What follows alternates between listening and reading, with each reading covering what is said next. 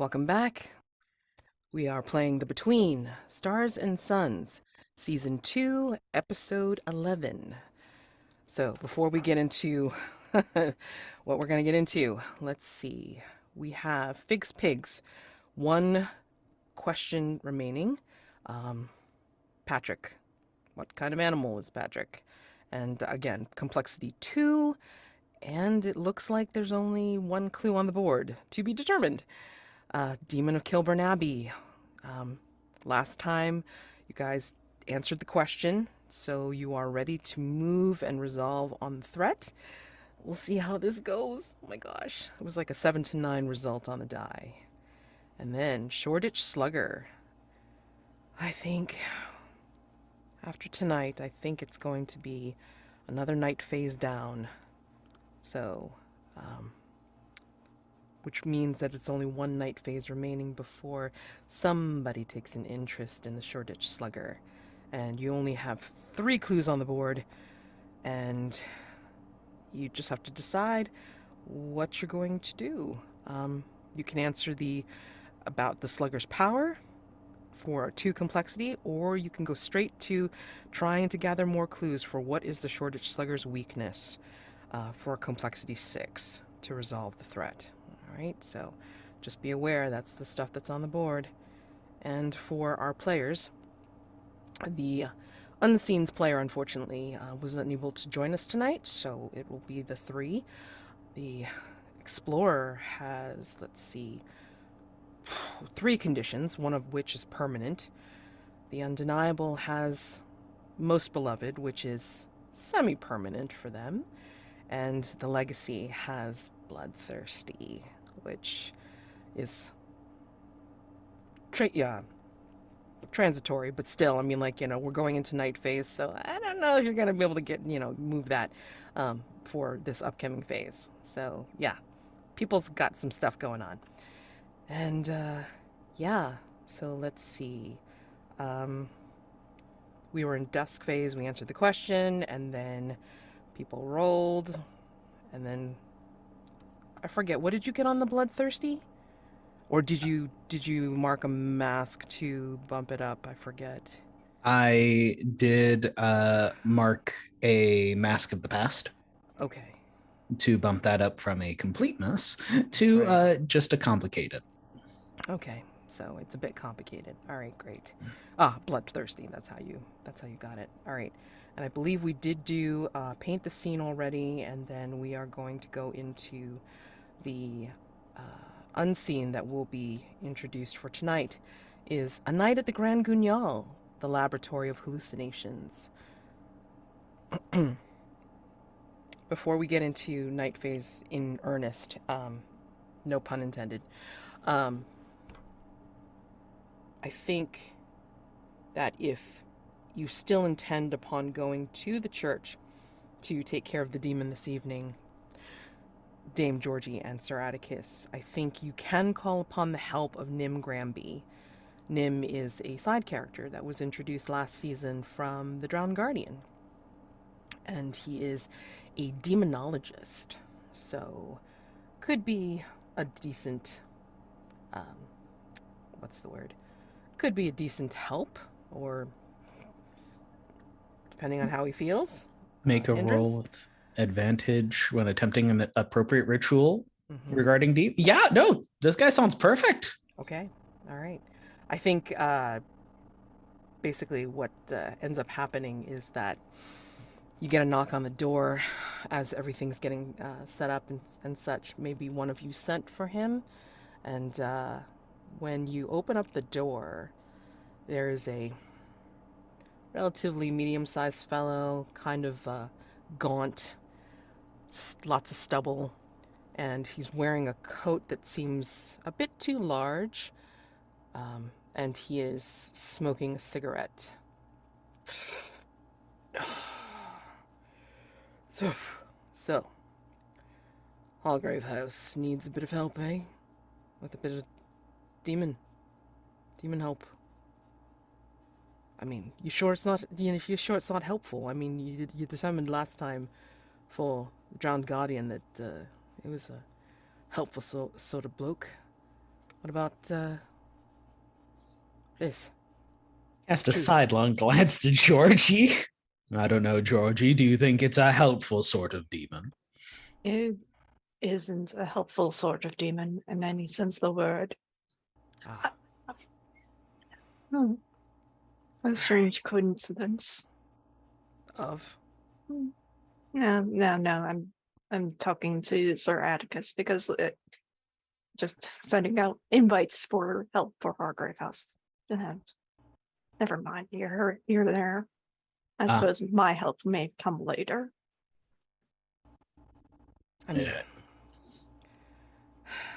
I mean, there was a spot of trouble, I heard, the other night. Some, business at the Abbey. Yes. Yeah. All right. And he throws the cigarette on the ground and then stomps it out. All right, I think I have some stuff here. Yeah. And he checks his pockets. Yeah, I think I'm ready to go. You good? Everything prepared, ready?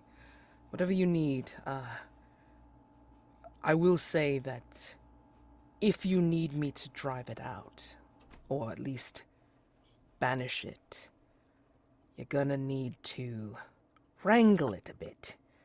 It's not gonna let go of its human host, I imagine. Mm-hmm. The vessel that is, contained. Vampire. What?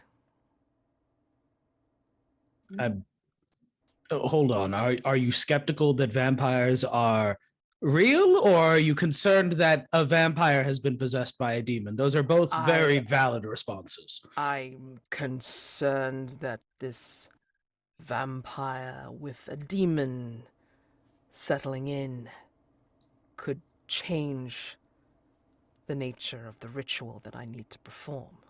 Indeed it will, which is why we're happy to have your assistance, old chap. Yes. Is there anything at all that some kind of possession of the vampire to make this a little bit more personal? Regular humans are fine, but with the vampire, I mean, unless you have its blood or personal possession of some sort, it could be quite difficult. I may have something. And Oh. Liat will be standing up at the top of the steps. And she's like this- basically, like Nim's like face goes completely slack, as in, oh. Full femme fatale Chiaroscuro walking out of the shadows, I Mhm. imagine. All Yeah, right, that. perfect. What are you wearing? I'm just out of curiosity. I think she's wearing this kind of like taffeta, like iridescent red to purple gown, like covers up her neck and her arms. Obviously lots of golden jewelry, like finger claws. She's got on just like these long sort of like crown of coins that sort of cascades down her bust. It's like one of the Egyptian goddesses come to life. I mean, Assyrian, surprised. actually. Yeah,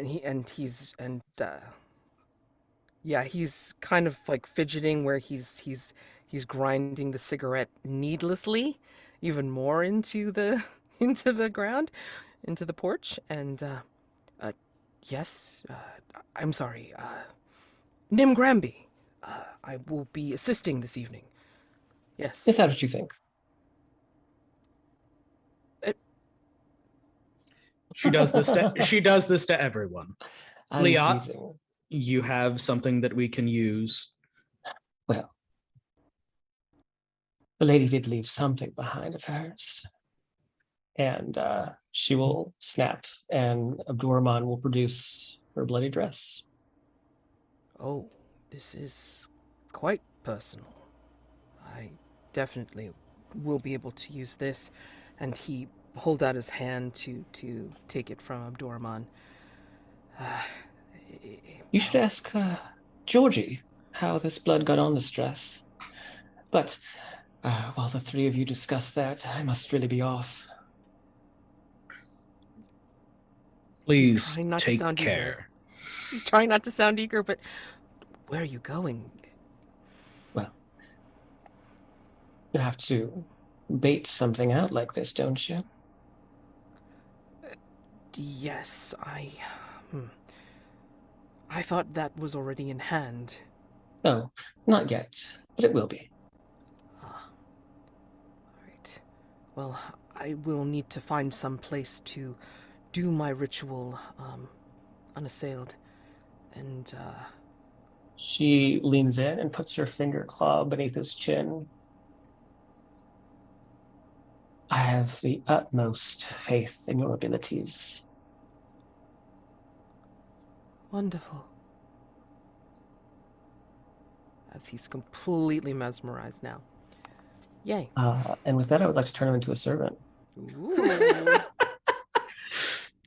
Sure, let's see. Oh my gosh, love the fun. You will be scarring your reflection yet again. These things happen. Yes, exactly. You can't keep getting away with this.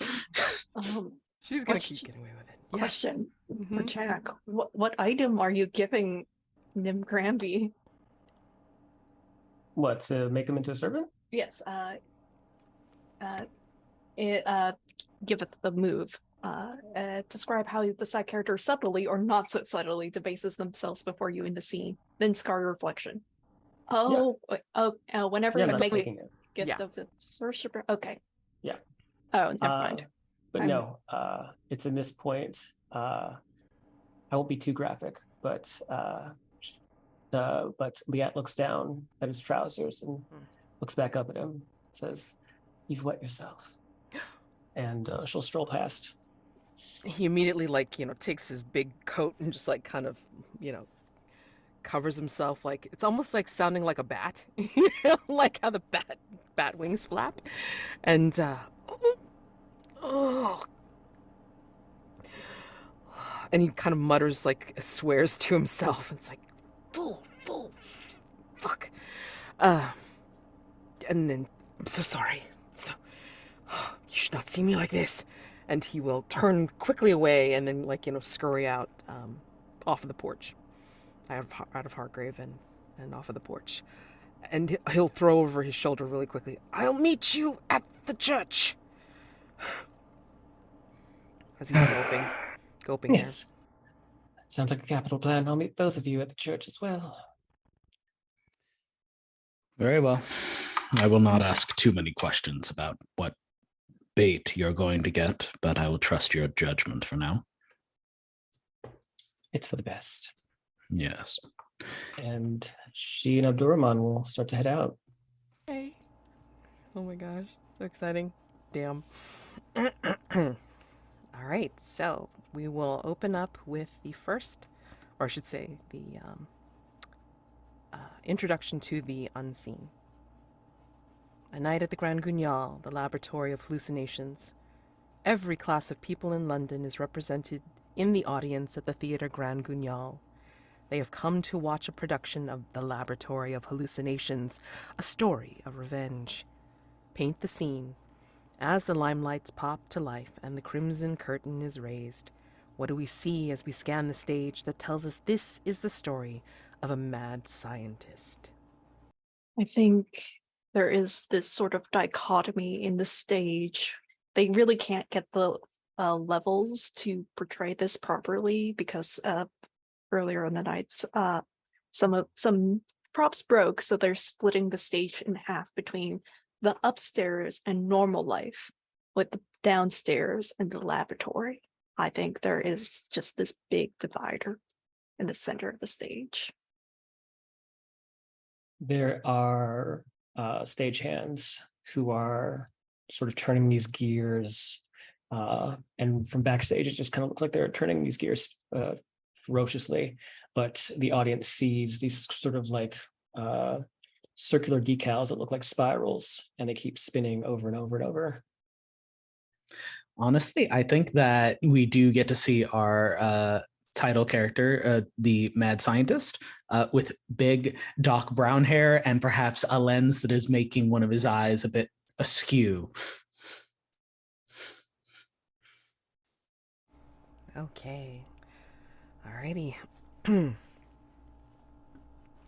So, I think after a short interval, I think Dame Georgie, Sir Atticus, you find yourself at the church, and soon after, Nim will scurry in, but just only enough to say, "All right, I will find some place on the perimeter to set up the ritual.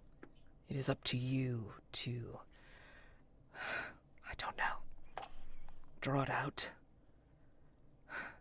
I can take care of it, but it needs to come out of its particular vessel."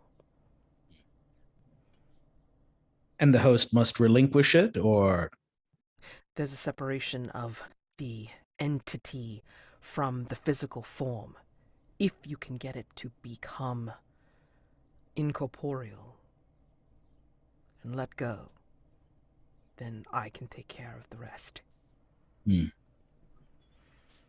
Very well. He'll nod, and then he will take himself and his big coat out. You may or may not notice, but he has changed his pants. So I imagine that the clergy are all organized. We've told them we're planning on exercising this thing. They're engaging in their repentance, singing hymns, I guess. doing the best they can to yes, show some repentance, some vestiges of piety. I mean, if you look on their faces, I think you'll see a mixture of like exhaustion, some somewhat doubtful. There's doubt on some of the faces. And for some reason, on some of them as well, they have their normal habits, of course, but I think you'll see that perhaps some of the hoods are drawn a little bit closer, a little bit tighter, Like they're trying to hide their faces. something like that. Okay. How do we handle this, Georgie? I don't know. The mundane world has more of my expertise than the supernatural world. And frankly, the main tie I have with this person is that I made the mistake of letting her survive.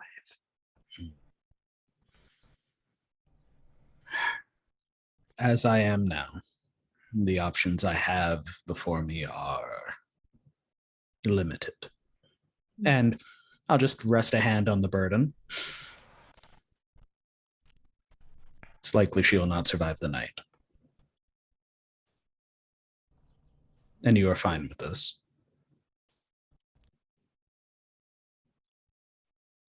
Dame Georgie takes a long time to consider this.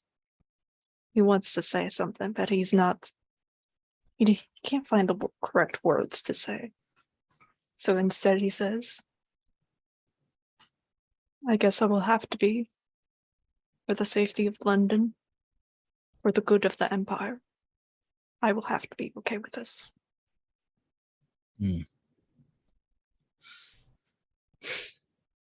And I guess we'll say it's not the answer he was hoping for, but it's an answer. And I guess Atticus will busy himself going around, maybe talking with the abbot who's leading the procession, the worship service, the penance, and just making sure everything's in order. And probably keeping an eye on those priests that have their habits of drawn a bit too close. That's maybe it's the bloodthirstiness, but he's on edge. What do you think you smell? Do you make a round of the pews or whatever they're on, and do you I don't know. Do you kind of try to take it all in and Yeah. It's not the right incense. It's not the kind I like. It's way too frou-frou. It's obviously something that somebody spent a lot of money on for an excuse of, well, we spent a lot of money on it, so it's surely better. I smell sweat, desperation, and anticipation. Whether to be finally absolved of all of this or just the chance to see the demon and all of its works return again. I think, I think at this point, be good, good. Abbot Claudius will raise his hands and, brothers, we need to feel our faith. We need to be strong in these times of difficulty. We need to...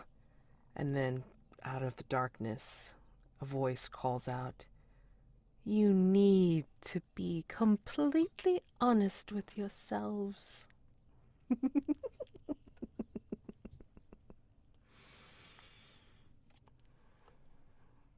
And the singing stops. The abbot looks around wildly, and he gets the most fearful look on his face. And he'll give you a side eye, Sir Atticus, and say unnecessarily, she's here.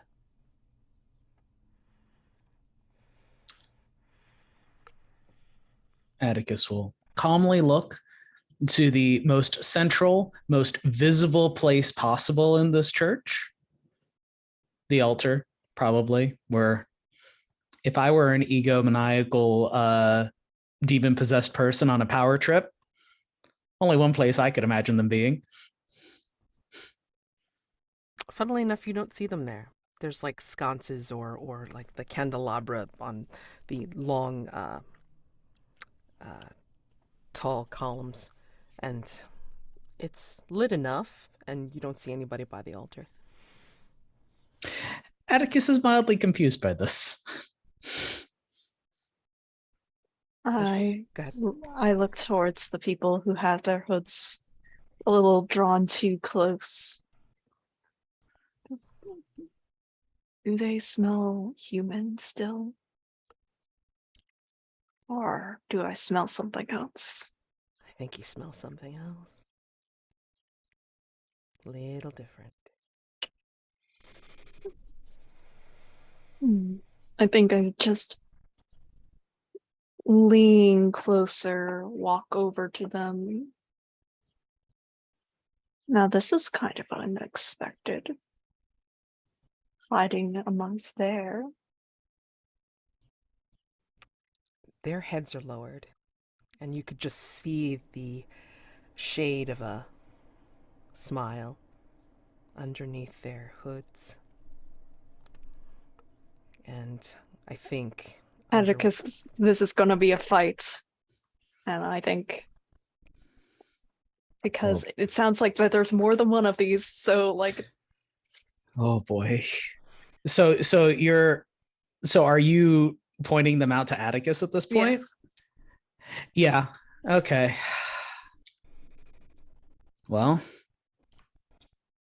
Mads, do you have anything else you wanted to do before I get this party started? Maybe Liat wanted to show up with bait or whatever? Well, as this is happening, as the smile is echoed on the faces of some of these hooded monks, I think we're going to switch over to Liat and Abdurrahman. Where are you? Where are you two? I believe the carriage lets us out at I forget what neighborhood it's in. But I think it's called St. Cecilia's. Mm-hmm. Yes. I forget what it's into. Yeah, I understand what you mean. Mm-hmm.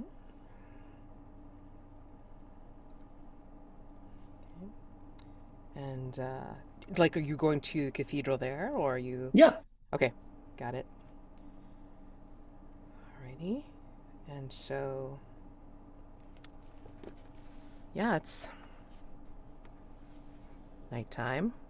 possibly being near midnight or so, and yeah, what do you do?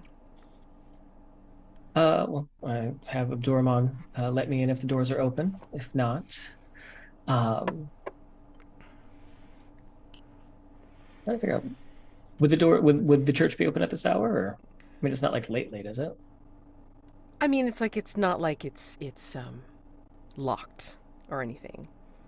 I think it's considers itself a safe haven for those that need it. And maybe there is a lone candle burning near its altar. That or like, if it is like other places I've seen, it's like, the candles for the dead are off to the side and they're lit. But perhaps when you enter Liat, I think those candles that are lit for the dead start to move from going straight up and then go sideways and stay there even when the door is closed. Hello.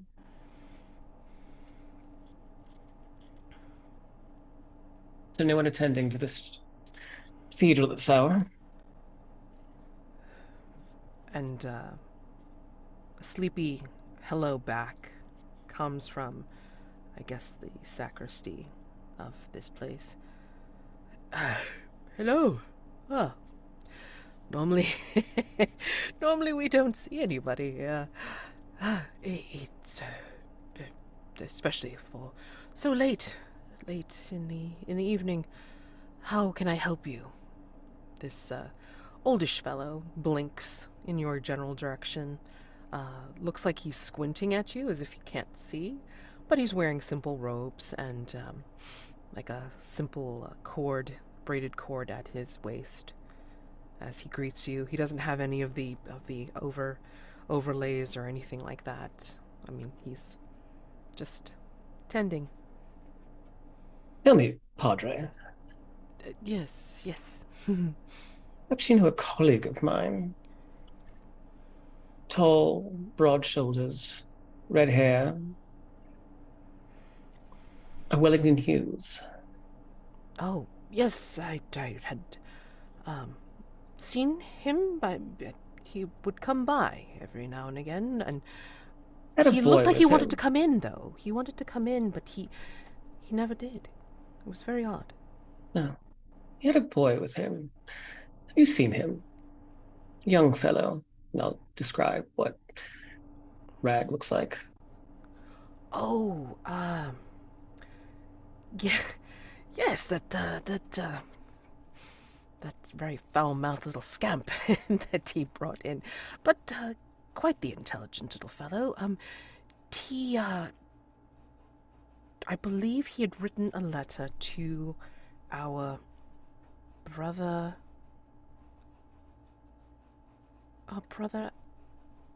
Cathedral Abbey. I'm sorry, it's been a little bit. Anyway, to St. Mary's. St. Mary's is where I believe the young boy had gone. Francis O'Donnell, I believe, yes.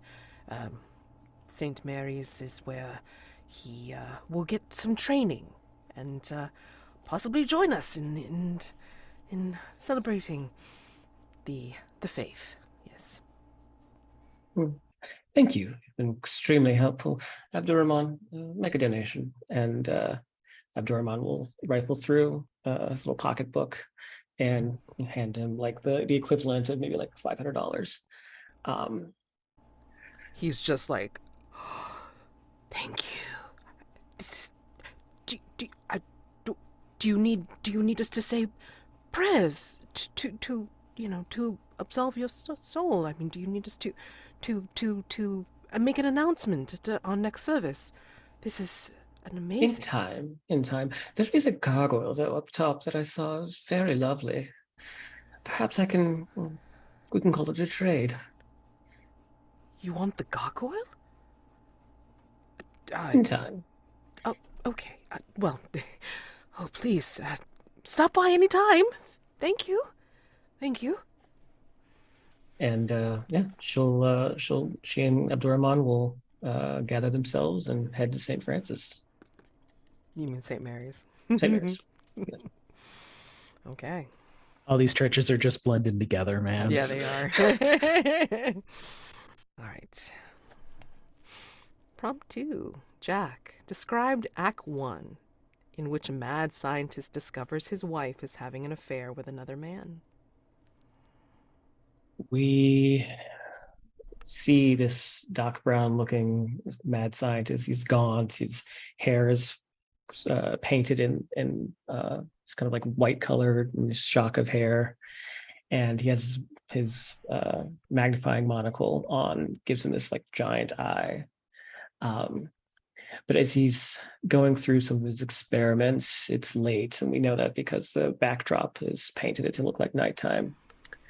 And we hear from the other half of the stage this loud, sort of exaggerated moan, and it gives the doctor pause, but very exaggerated pause, because this is turn of the century play. Actually, earlier than that, I guess, in context. But anyway, and so the spirals stop, and he begins to inch over, and the spotlight turns towards the other half of the stage, and we see this buxom woman, brown hair, curly, done up. She's in nothing but a corset and a shawl. We see another man. He is wearing similar lab attire to this other doctor, but it's open and buttoned, and some of it's on the floor around this bed. And the woman covers her mouth, and she puts her hand to this younger lab assistant's chest and says, "Oh, stop, he'll hear us." And the younger man says, "Good, I hope that old coot hears us. We can't hide our love anymore. Come, let me take you, let me examine you." And she giggles, and he takes out a stethoscope and begins to live on stage give her an exam. As he begins to do that, the light pans back over to this doctor, who has his ear at the door, and he has a scalpel in his hand, and he's just dragging it down the door in anger. Yikes. Oh my gosh. Back at the church. Which one? I know, right? There's so many. Okay, so back where Dame Georgie and Sir Atticus are, at the Abbey. The Abbey, that's what I meant to say. Yeah. Georgie, you've revealed the nature of some of these hooded monks, perhaps. And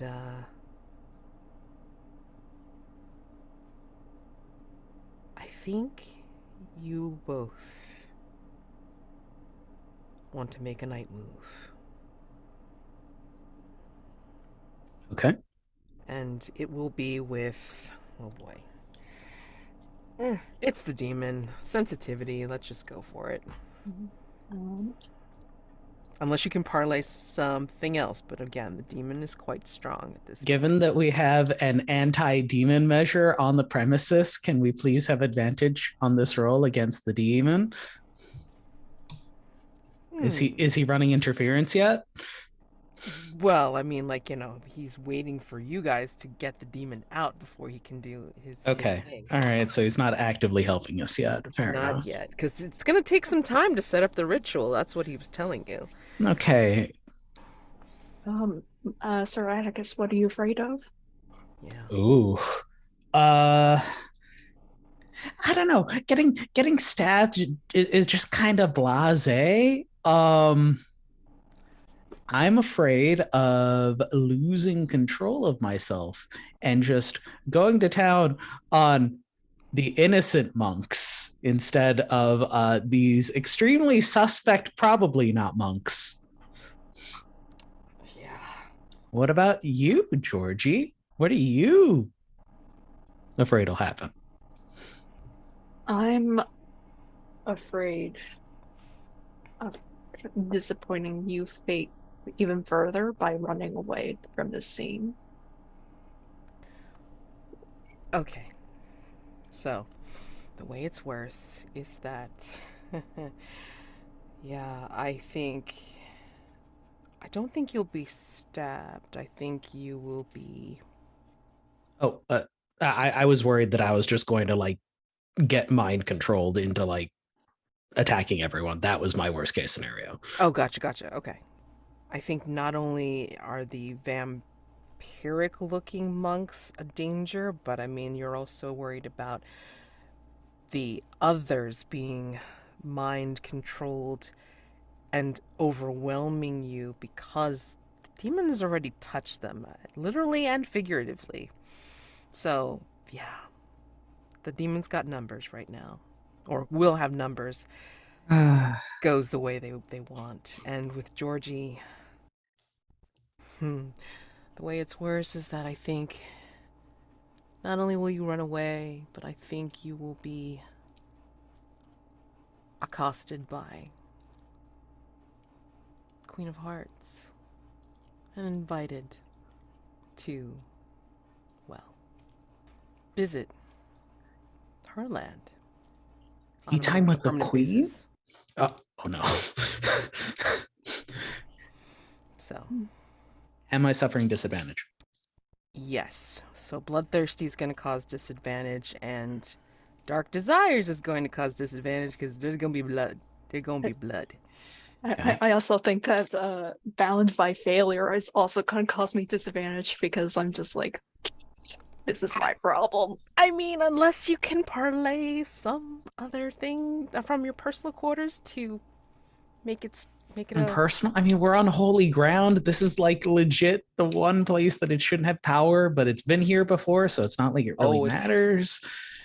It's been essentially spewing itself like for the past week. So, yeah. I would like to mark off. Sure, why not? This seems fun. I would like to mark off the voucher for a custom outfit ordered by Dame Georgie. I think while we were on the way, we were picking up some holy vestments, specially custom ordered by Dame Georgie. Initially, probably as part of like a dig for like, oh, I heard what you used to want to be, and you did it like kind of mean-spiritedly. But I think when we heard, okay, we have to actually go to a church, you're like, this would be perfect. A little bit saying holy, but I feel like I'm seeing the movie Priest with Paul Bettany right now. Him in the outfit. Holy shit! Like oh god.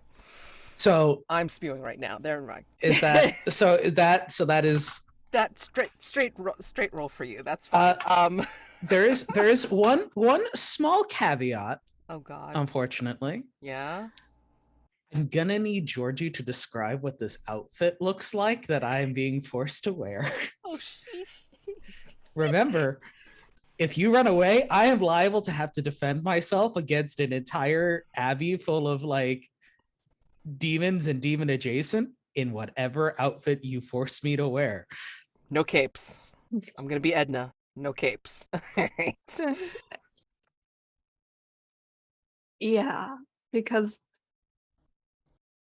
I think getting fitted for this, it was just purely uncomfortable because of like how tight it was against your own body.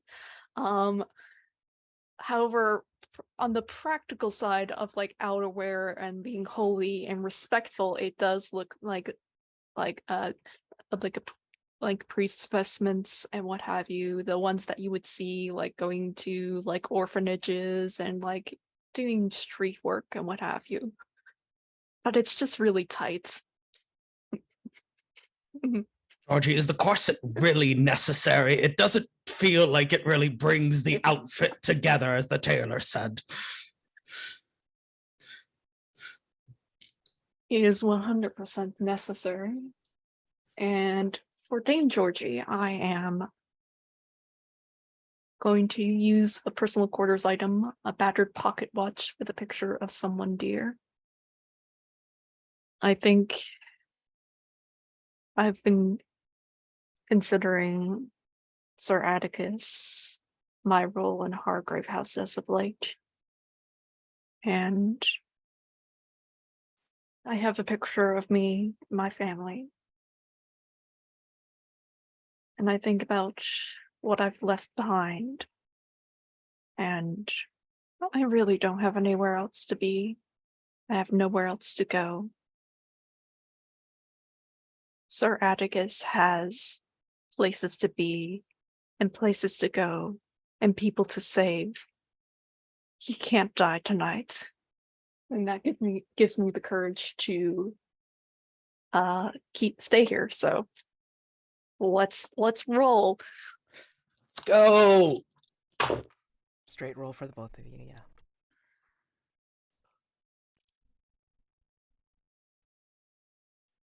What did you roll? You first. Oh, Jesus Christ! 6. 7. So, do you want to use the threat mask yet? Yeah, the Mask of Sacrilege is still on the table. I think so. I will use the Mask of Sacrilege. Oh, I didn't roll the third. Right, no, it was just a flat roll. Right. Yeah, because we were rolling at disadvantage. Okay. That's what happens when you go in with conditions. You gotta kind of cover your ass. Well, to be Alright. fair, I don't know. my conditions are kind of permanent, so. And I kind of got my condition out of the way. I sent him away, and somebody's pulling the kid back in like a mob movie. But okay, I guess. Roommates, what are you gonna do? I don't know. Jesus. Oh, I live alone. Okay, so just before we go into the next bit, hold on. I'm gonna read off the Mask of Sacrilege because it's fun. Each hunter narrates a possible future in which they succumb to a sinful act, thereby endangering their health and or the safety of others. And everyone gets to do it come dawn. All right? So,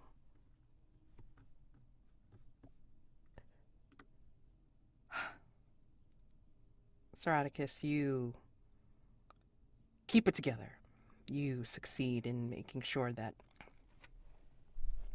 you don't lose control, for sure.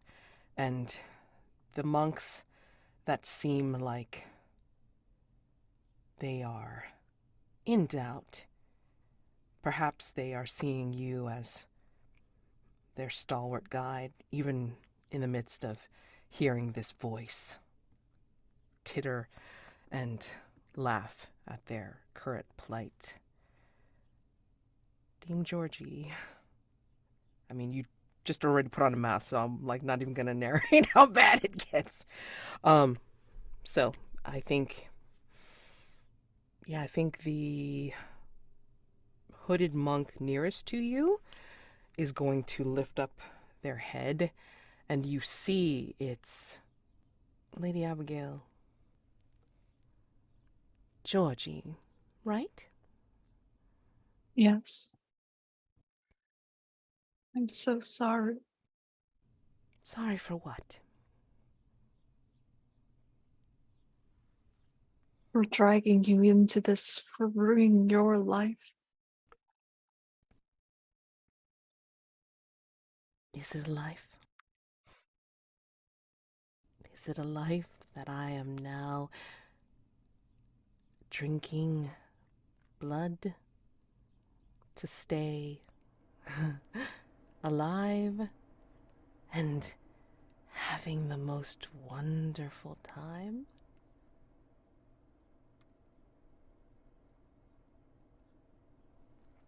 Are you really having the most wonderful time? Really?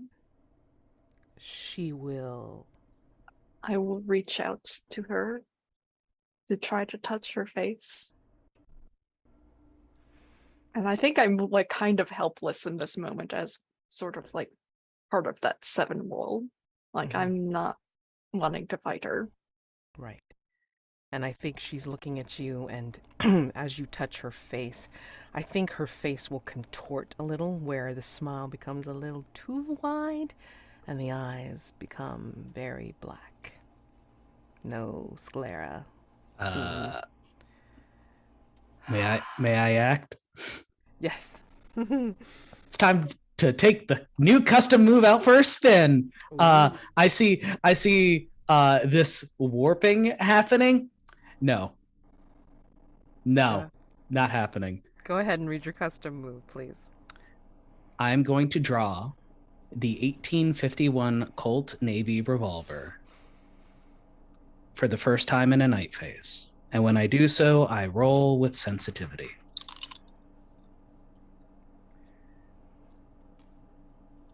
Yep. That's appropriate. That is a 10 on the die.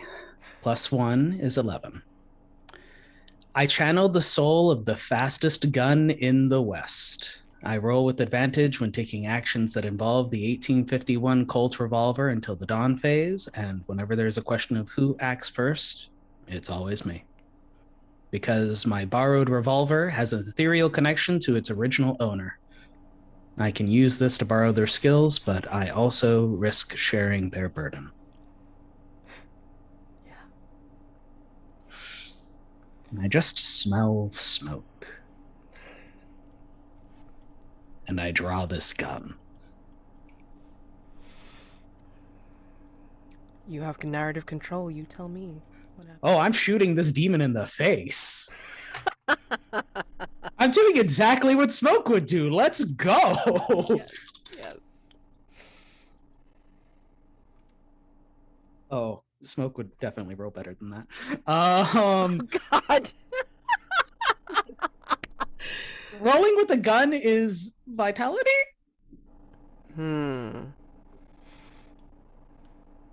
Yes. It depends. I'm clubbing this demon in the face with the gun.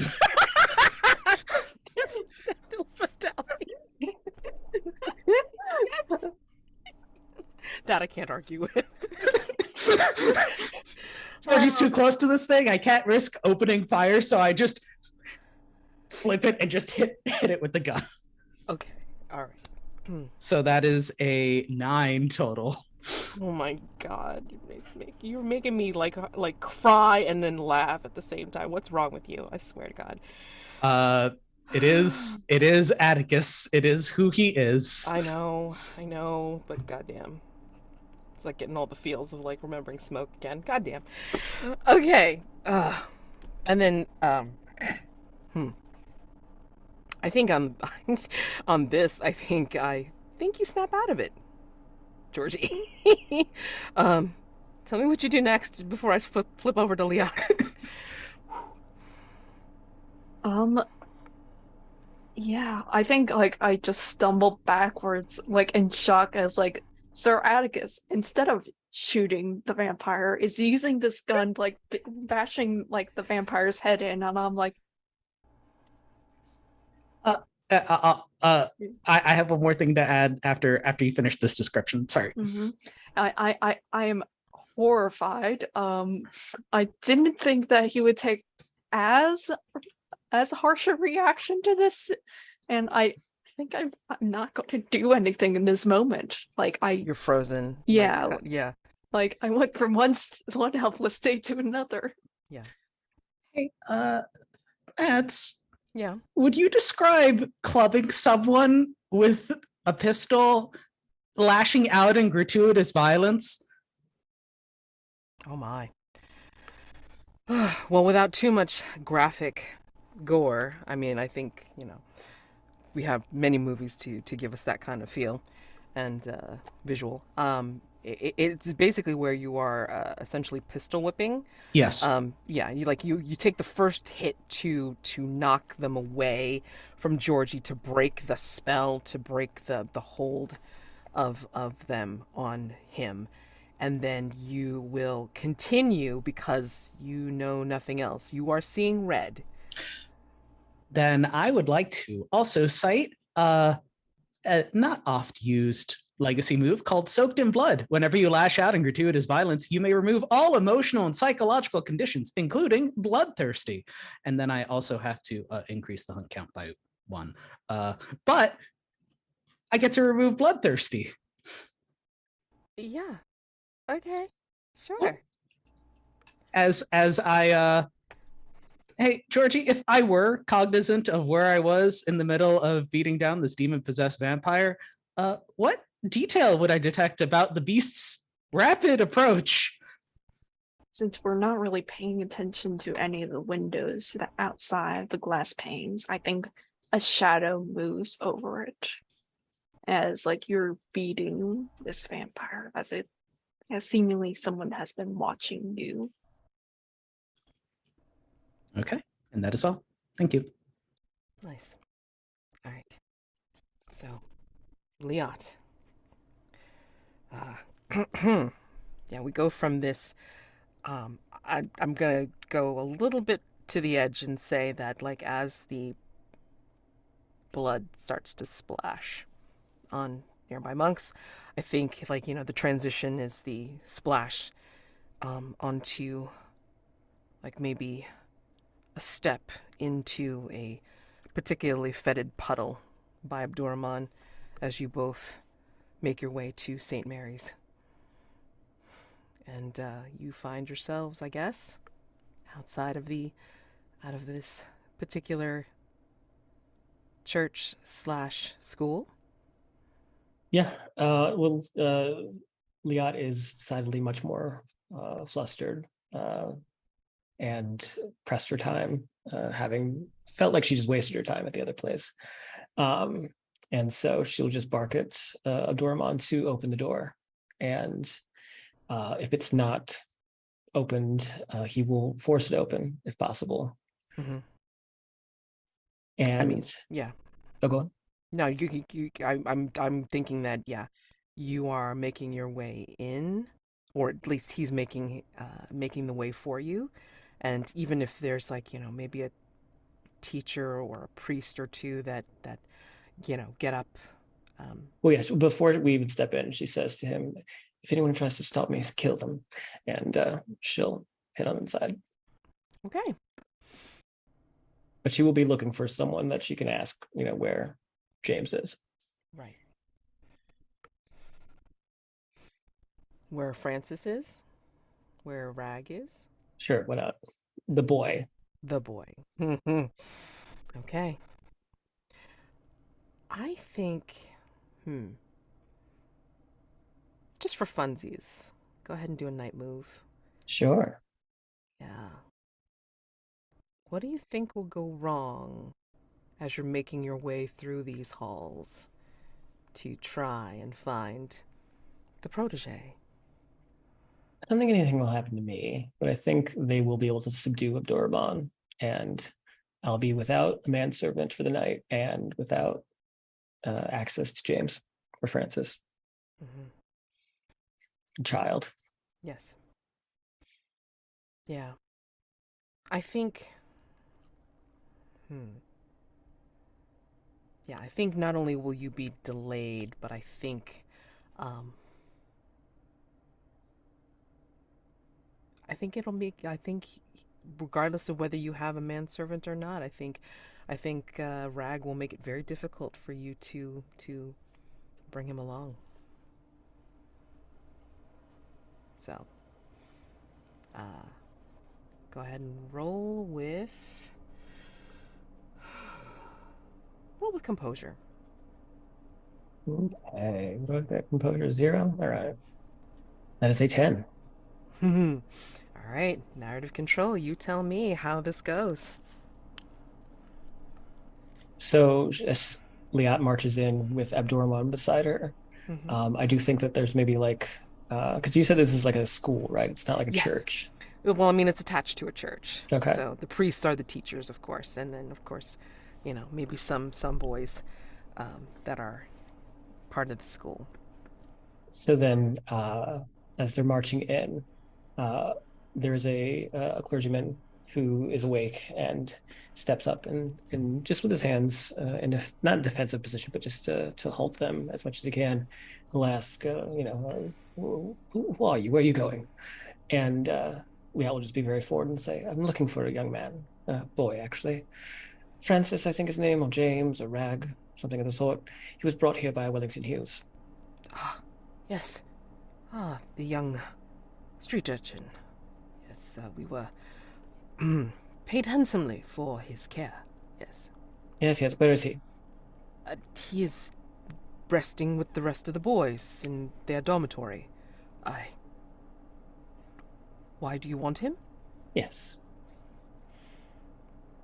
And, he will look at you, puzzled, but I don't think he'll ask. He will actually back away, and he will, especially seeing Abdurrahman, and then I think he will back away, and then he will quickly get to Rag and bring Rag out, sleepily, like, rubbing his eyes. Oh. It's you. What's wrong? Sit. When he comes out, I think I think Rag will see. Abdurrahman is still standing, but she's seated at a pew, and she sort of just pats the seat next to her. He's very tentative. Why are you here? Where's Sir Atticus? Well, that is why I'm here. He will stay standing and, and next to you, next to the pew. He won't necessarily sit. Tell me. Well, your master is in grave danger right now.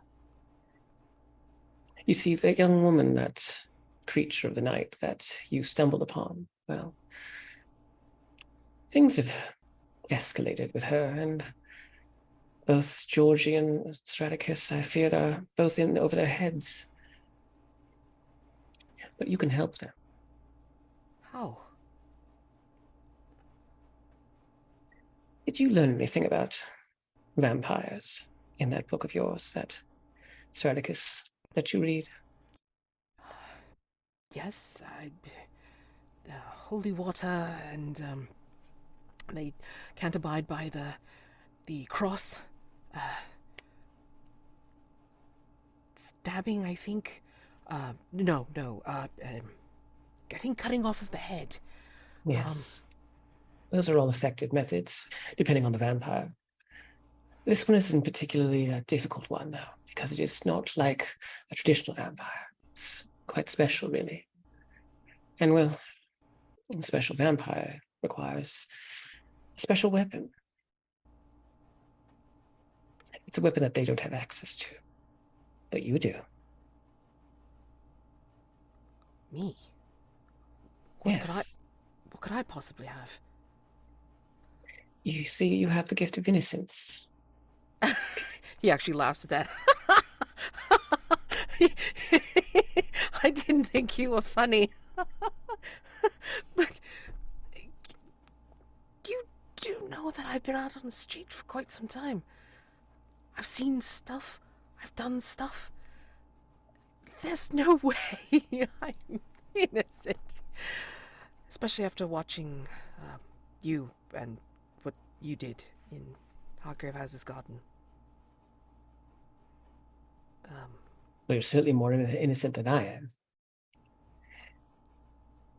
No, depending on what you believe, all of us are born with original sin, blah, blah, blah. But no, you have a good heart, and, well, you have a young heart, and one that's pumping full of life, youth, vitality. So I need something from you. What? I need you to be brave. I need you to give me your hand. Why? Because I need to help Atticus. I need to help him make a weapon. I wouldn't do it for you. I'm doing it for him. Of course you are. He's good to me.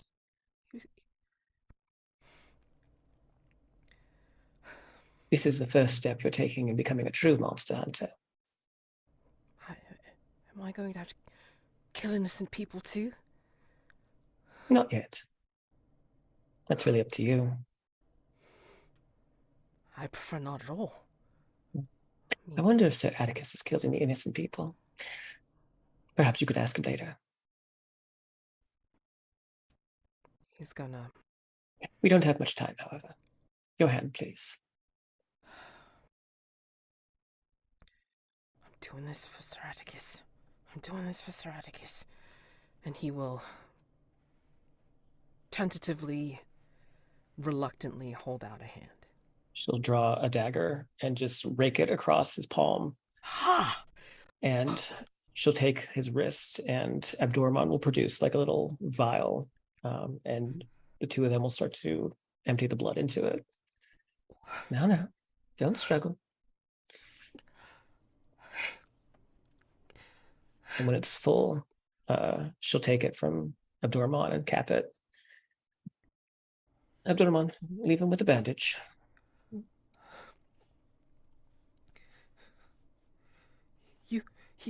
You come back here. You come back here, or you have Sir Atticus come back here and let me know he's all right. Of course I will. And the old clergyman will come up behind Rag and help him wrap his hand as they both look completely confused as you both leave. Chaotic. Describe Act 2, in which the mad scientist kidnaps his wife's lover and uses an experimental technique to take over his mind. I think we never actually see the kidnapping of the young lover.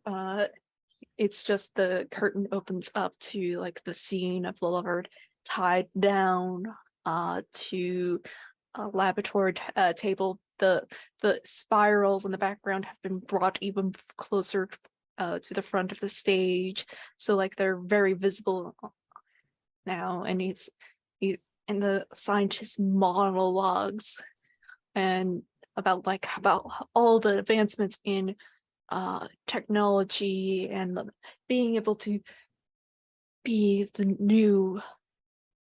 presenting the new age and advancements in the human biology, psychology, psychiatry, telemarketing.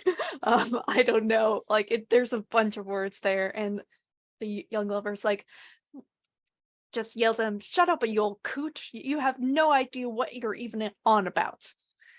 And he says, "Well, you'll change your tunes very soon." And he spins the table facing the spiral thing there, and like pulls some levers to have the table be lifted up, watching it, and the spiral starts to spin and spin even faster, and just it's hypnotizing.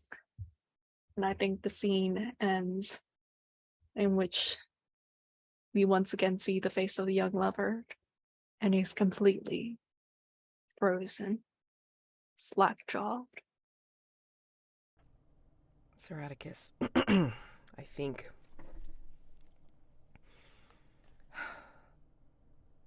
think you see, after a bit of the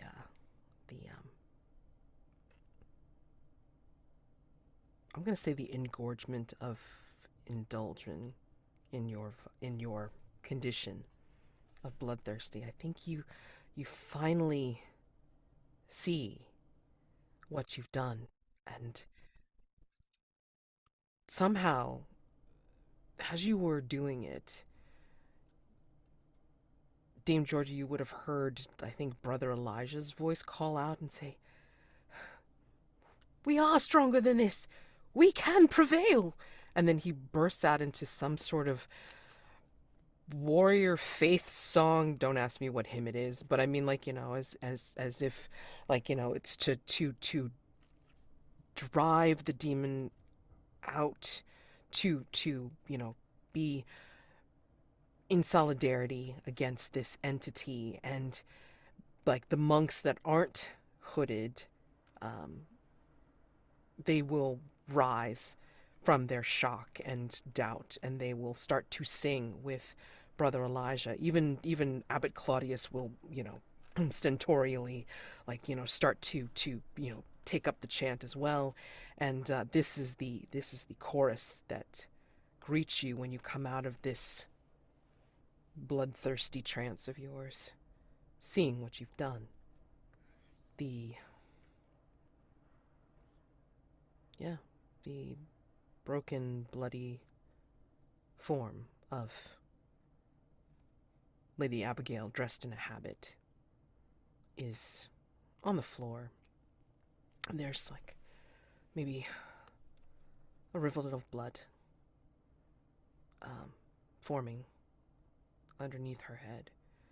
And I think they are still singing as you stand over her with the pistol in hand. And how do you feel seeing this coming out of your stupor, your bloodlust? There is a part of me that is ashamed that this is happening in a church, that she didn't ask for this circumstance. And then there's another part, a part that wipes the blood off of the butt of the gun and just tastes it, indulges in just the physicality of the violence. That just asks simply, who's next? And turns to see those two hooded guys.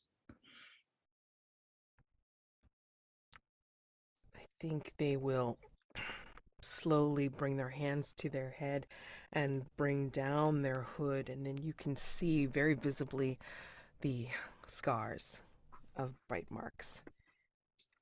Fresh looking still, amazingly enough. And they will smile, that too wide smile with two long fangs of sorts. And we have faith. We have faith in the demon. And this is where they will bare their teeth even more, and then they will charge at you. They will leap for you. Okay. Okay. So They saved me the trouble. I'm going to wait until they get just close enough, and using some speed that I'm borrowing from a close friend, I would like to slice them up with the burden. Okay. Alrighty. So this is night move. Still Yeah. dangerous. Oh yeah. I'm writing the line. I'm waiting until they get really close. What do you think will go wrong? Oh, I completely mess up on the timing, and I am trapped not just below two new vampires, but they just hold me down for the big vampire that I just beat up and is probably hungry. Yes. Yes, I'm going to say that's probably so. The way it could be worse is that not only is the vampire hungry, but then perhaps the demon wants to come in and play. Oh boy. Okay. And I'm not going to roll with advantage because I'm not using the gun. I'm using the burden. So Yeah. yeah, don't need to, because that is double sixes plus 3. Jesus H. Atticus do his thing well. What is my extra advantage? All right, against the two vamps that are advancing on you, and regardless of not being experienced enough, they are out for your blood, of course. and Mhm. they will try to overpower you. You tell me. Narrative control. Well, first you tell me how this fight goes. How you dispatch them or subdue them, and then I will let you know what the bonus is. We go with the classic Atticus. They are disarmed. I think that they jump, and being newbie vampires, they overshoot their mark, and Atticus just waits, and then just slash slash. They are disarmed, and they fall further down into the abbey. I think some of the monks will break rank and cry out rather than keep singing, but some of them are just in it to just keep it going, to keep whatever momentum there is going, to protect themselves or just keep having some sort of clutch at faith. And Nim better be doing his thing, man. I'm telling you what. yeah, I think distantly, I think you will hear, like, some kind of chanting, but it's coming from outside. It's nothing that you can put your finger on, like what exactly he's saying, but you hear some kind of ritual chanting outside. And then Dame Georgie, do you go to Lady Abigail's body? Yes, because I know it takes more than that to kill a vampire. Right. And I'm going to say that as Atticus deals with the two vamps and the singing is going on around you, I think as you approach, you'll see a smile like crack open on Lady Abigail's face, bloodied and all. Maybe. But surprisingly, the smile is very white and very pointed.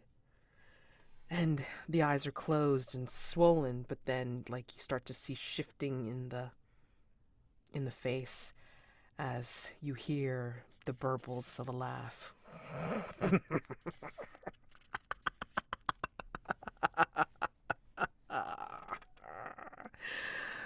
You thought that was going to stop me? Really? And her body starts to move unnaturally upward. Yes. I don't think he has the power to stop you. But I do. What are you going to do, little ant?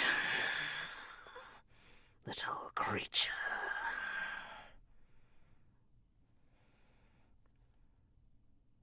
And then I get real close and whisper. You forget what blood flows through those veins. The eyes flash open, and the demon, even with the completely black eyes, looks at you in confusion. Yeah. So, hold on. Find a thing, maybe. Is this part of the condition? I'm just thinking about what I can do. This may just be simply a night move because, well, technically, Dame Georgie is rolling on a guess that since he kind of made Abigail, has like some semblance of control over Abigail. And maybe just would try to call to Abigail's blood to just get her to just stay on the fucking ground. That's all I want to do. Interesting. Okay. Give me a second. Because I thought you took something else besides cleansing qualities of crimson. No, I have not. I did take a custom move. However, I don't think it applies here because I have not recently tasted Abigail's blood. So yeah, I don't think it's gonna work here. I don't think Dame Georgie really wants to taste Abigail's blood in this moment. Okay, but I will say you might be able to use one of the cleansing qualities of crimson. When you indulge your vice in a manner that bathes you with side character's still warm blood, you have to roll with presence. Am I engaging in my vice? I mean, I if you don't think so, I mean, like, but I'm a fan of trying to help you guys. I mean, sir, and like I do like this sort of idea that I'm humiliating the demon in the sense that I know something that it doesn't. You also haven't been beaten bloody. Like it's here. It's there for the taking. Yeah. Okay, that's fair. I was thinking about this more from Lady Abigail's perspective because this doesn't feel like a humiliation on her part. Or basically, you know, mine. it is trying to humiliate you by calling you little creature, little ant. Okay. Who got laid out? Who strolled in here with a bunch of goons and like Georgie's still standing?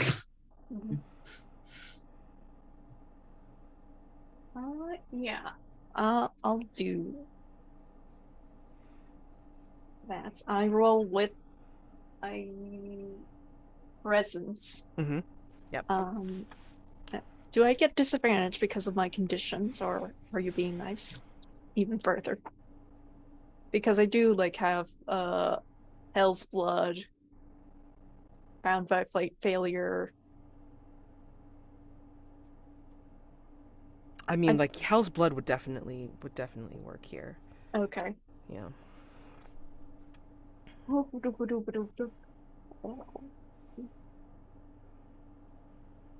Okay. It doesn't change the rule. Wait, nope. Yeah. That's a 5. Holy sheep shit. Oh my god. Okay. Out of character. Chaotic. Please burn those dice. Jesus H.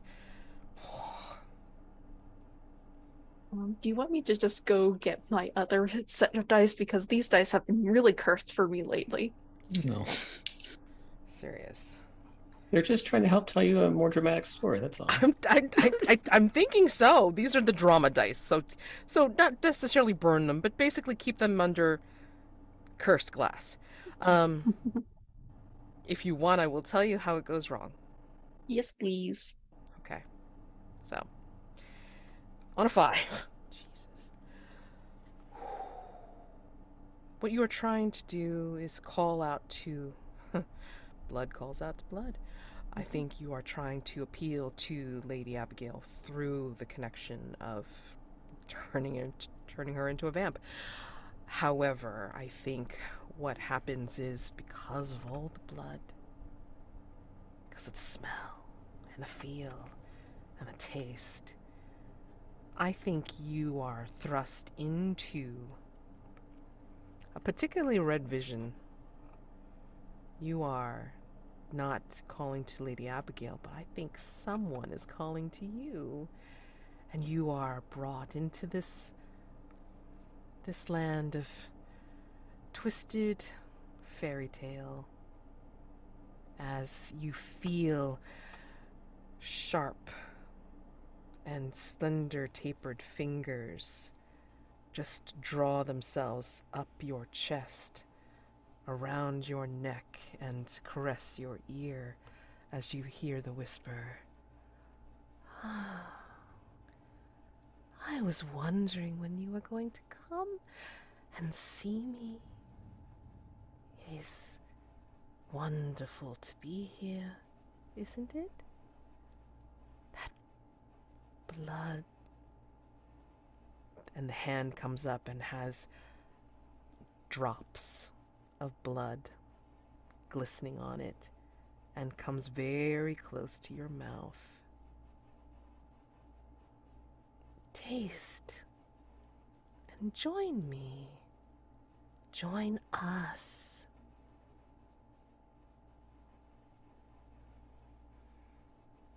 I'm gonna keep that miss. Oh boy. Okay. Yeah. Going over to Liat.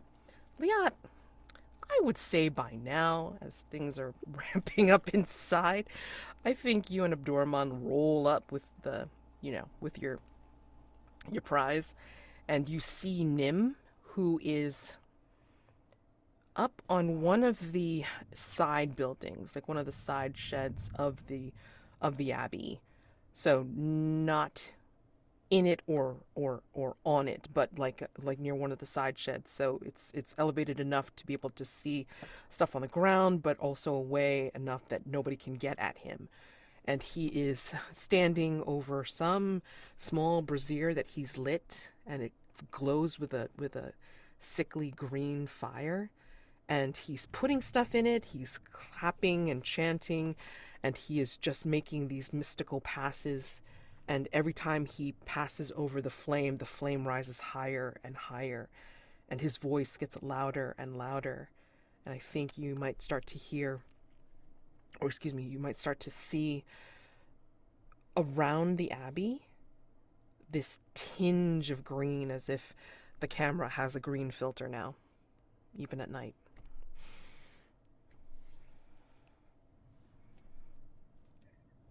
Sorry, I was just thinking the aurora borealis at this time of night. Um, localized entirely within this abbey. But no. So the reason that she took the blood is on the way there, and if you want me to roll, I can, and will. But she's trying to make a filter, like a potion, essentially, using the blood. So if you want me to roll, I can. If not, I'll just go with it narratively. Yeah, for funsies, let's go with a roll. Night move, what do you think will go wrong? The blood potion won't work, and it'll backfire and turn all the vampires into super vampires.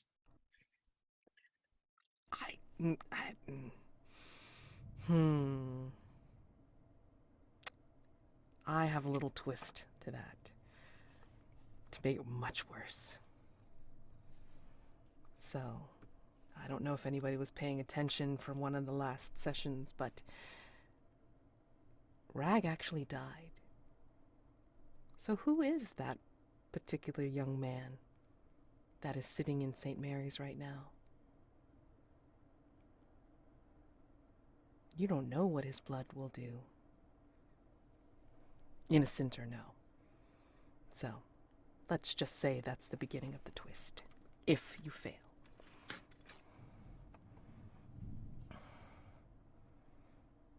Rolling with, hold on, sensitivity, because I mean, like, you're trying to make some sort of like supernatural occult potion. Yeah. Or are you gonna argue reason?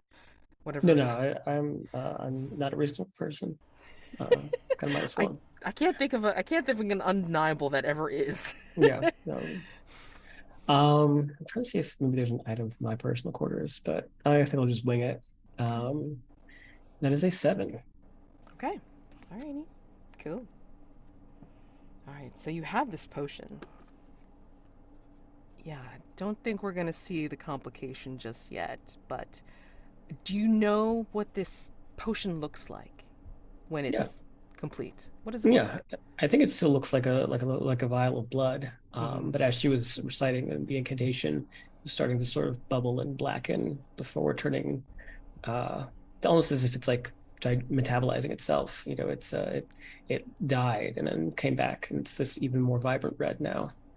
But I think I actually have an idea for a complication if you're okay with it. Go for it. I think that because of the ritual that Nim is doing, I think that Abdurrahman can't come in because he's not human. It's just a person made of sand. Yeah. So I think he's going to get caught in this entity trap that Nim is creating. What is it, a Faraday cage of sorts, to be able to capture and then banish. So yeah, if Abdurrahman crosses that line, that shield, then I think he's going to be caught and then dissipate. So I think, yeah, then that could be the complication. And he, like, I don't know that that's what's going to happen. And so as she's just sort of marching in with him, he just sort of evaporates into sand. yeah, like he loses cohesion. How about that? So, alrighty, um, yeah. So that is your complication. Oh Yeah, my no, god. she just sort of looks down at the ground, sees the pile of sand, and says, "Well, I suppose I'll see you in the morning." And she'll just keep marching in. Right. Um, yeah, and then yeah, you will come. Yeah, I'm just gonna say that you see the scene as it is, which is uh, Sir Atticus taking on the two vamps and disarming them, literally, and then Dame Georgie. I'm trying to think of whether this would look psychological or whether you're physically not there anymore. I think for your 5, I think you're not there anymore. Yeah. If you're okay with that. Okay. Then just seeing, Absolutely. Okay. yeah, only seeing Atticus. You only see Atticus, but you hear you hear all of the chanting of those that are just trying to continue like this faith momentum. I don't Mhm. know what you want to call it, and that's what you enter into when you go into the abbey. And Well, Sir then Atticus, it looks like your hands are full. You could say that, and I'll turn around.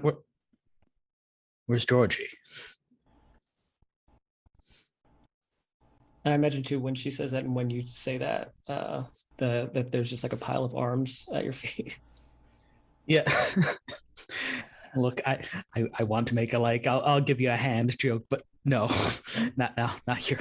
and I But think the you don't see Georgie, but you do see that the demon's body, you see Lady Abigail's body has kind of like done that like slap kip up type of thing like onto the ground to bring herself upright, and will look at you both and growl. Now the party can begin. Describe, Mike. Describe Act 3, in which the enthralled man manages to turn on the mad scientist and destroy him. The final scene should be very bloody.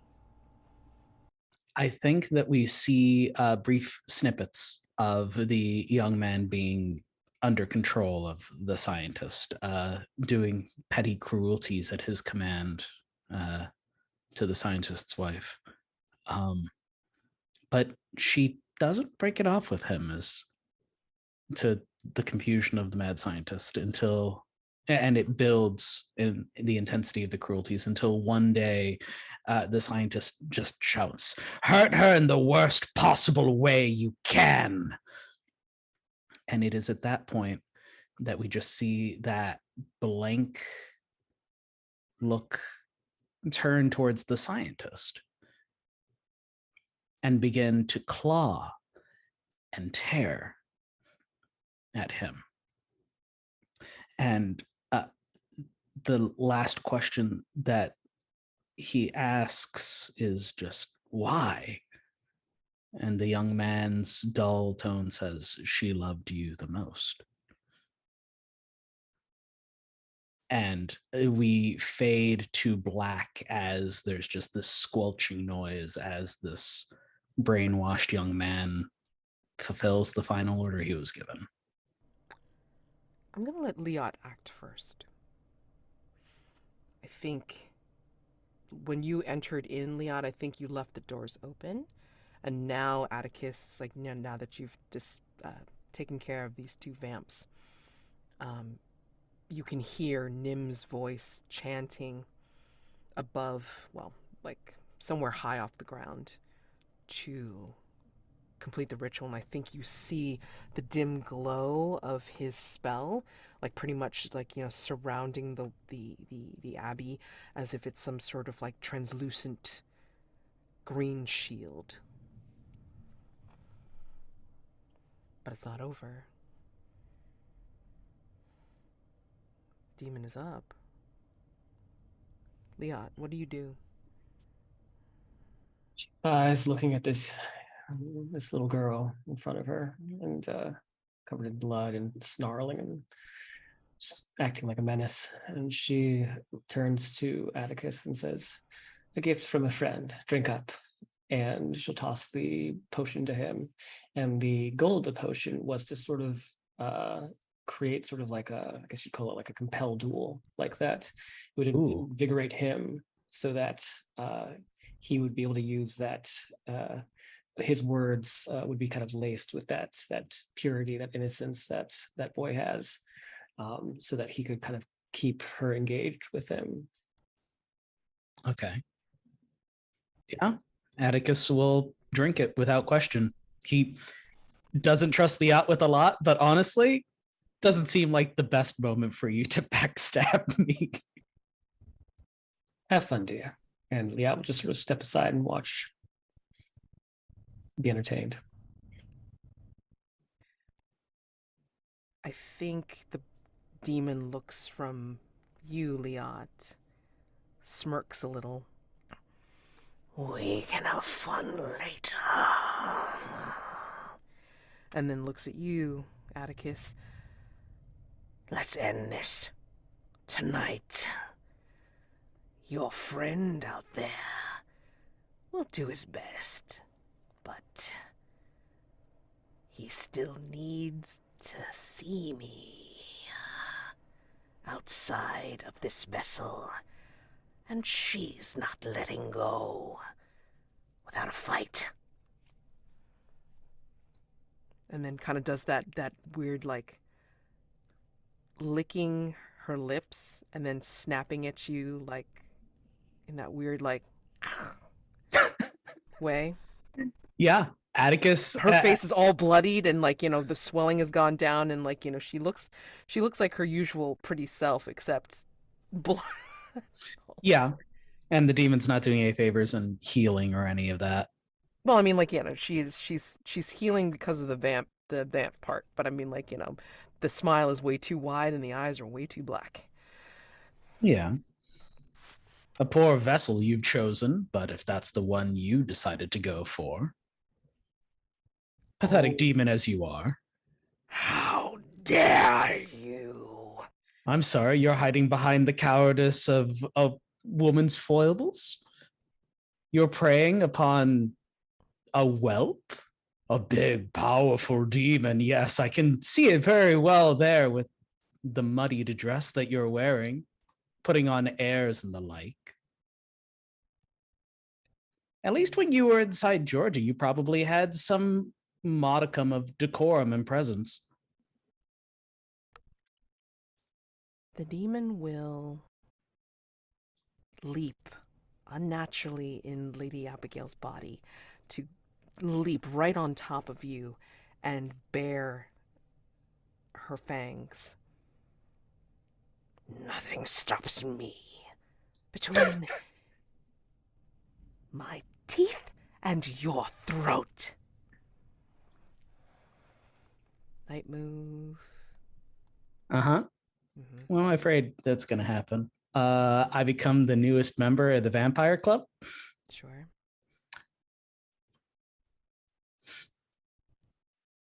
And then, yeah, I think the demon's going to have a laugh at your expense because what you've imbibed has something that calls out to him, and makes them realize that you are going to be under a different power soon, and will engage you so this power can take some more control. What an odd thing to say. Oddly specific thing to say. Okay, all right. I would like to resist with a gun. Okay.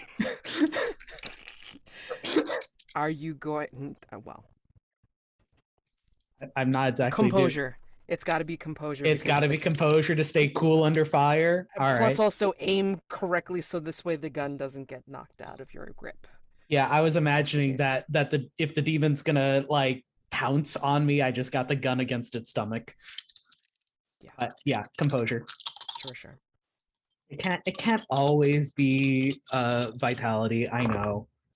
Whoo boy, I'm glad I rolled with advantage because of the move. That is a 9. Go ahead and tell me what you do exactly to get the demon to not only stay away from you, but also to try to force it out of Lady Abigail for Nim's spell to work. I unload the pistol as it's midair, and the rounds are sanctified. I am looking to make the body uninhabitable for the demon at this point. If it thinks it's so big and powerful, we'll just weaken its greatest asset, and then it will have no choice but to run away. And I'm going to let you use the benefit from your earlier 15 to be able to... You tell me how you utilize the potion. I am taunting it to come after the biggest, strongest threat in the room, and am luring it to try and possess me. If it's it knows that apparently there's another thing that's going to try and take power over me. Mm-hmm. I'm calling out to its pride. I thought you were the biggest, baddest guy in the room, buddy. Why don't you just take over this body? Here. You just got to stop the thing that's trying to take control of me, right? You can do that.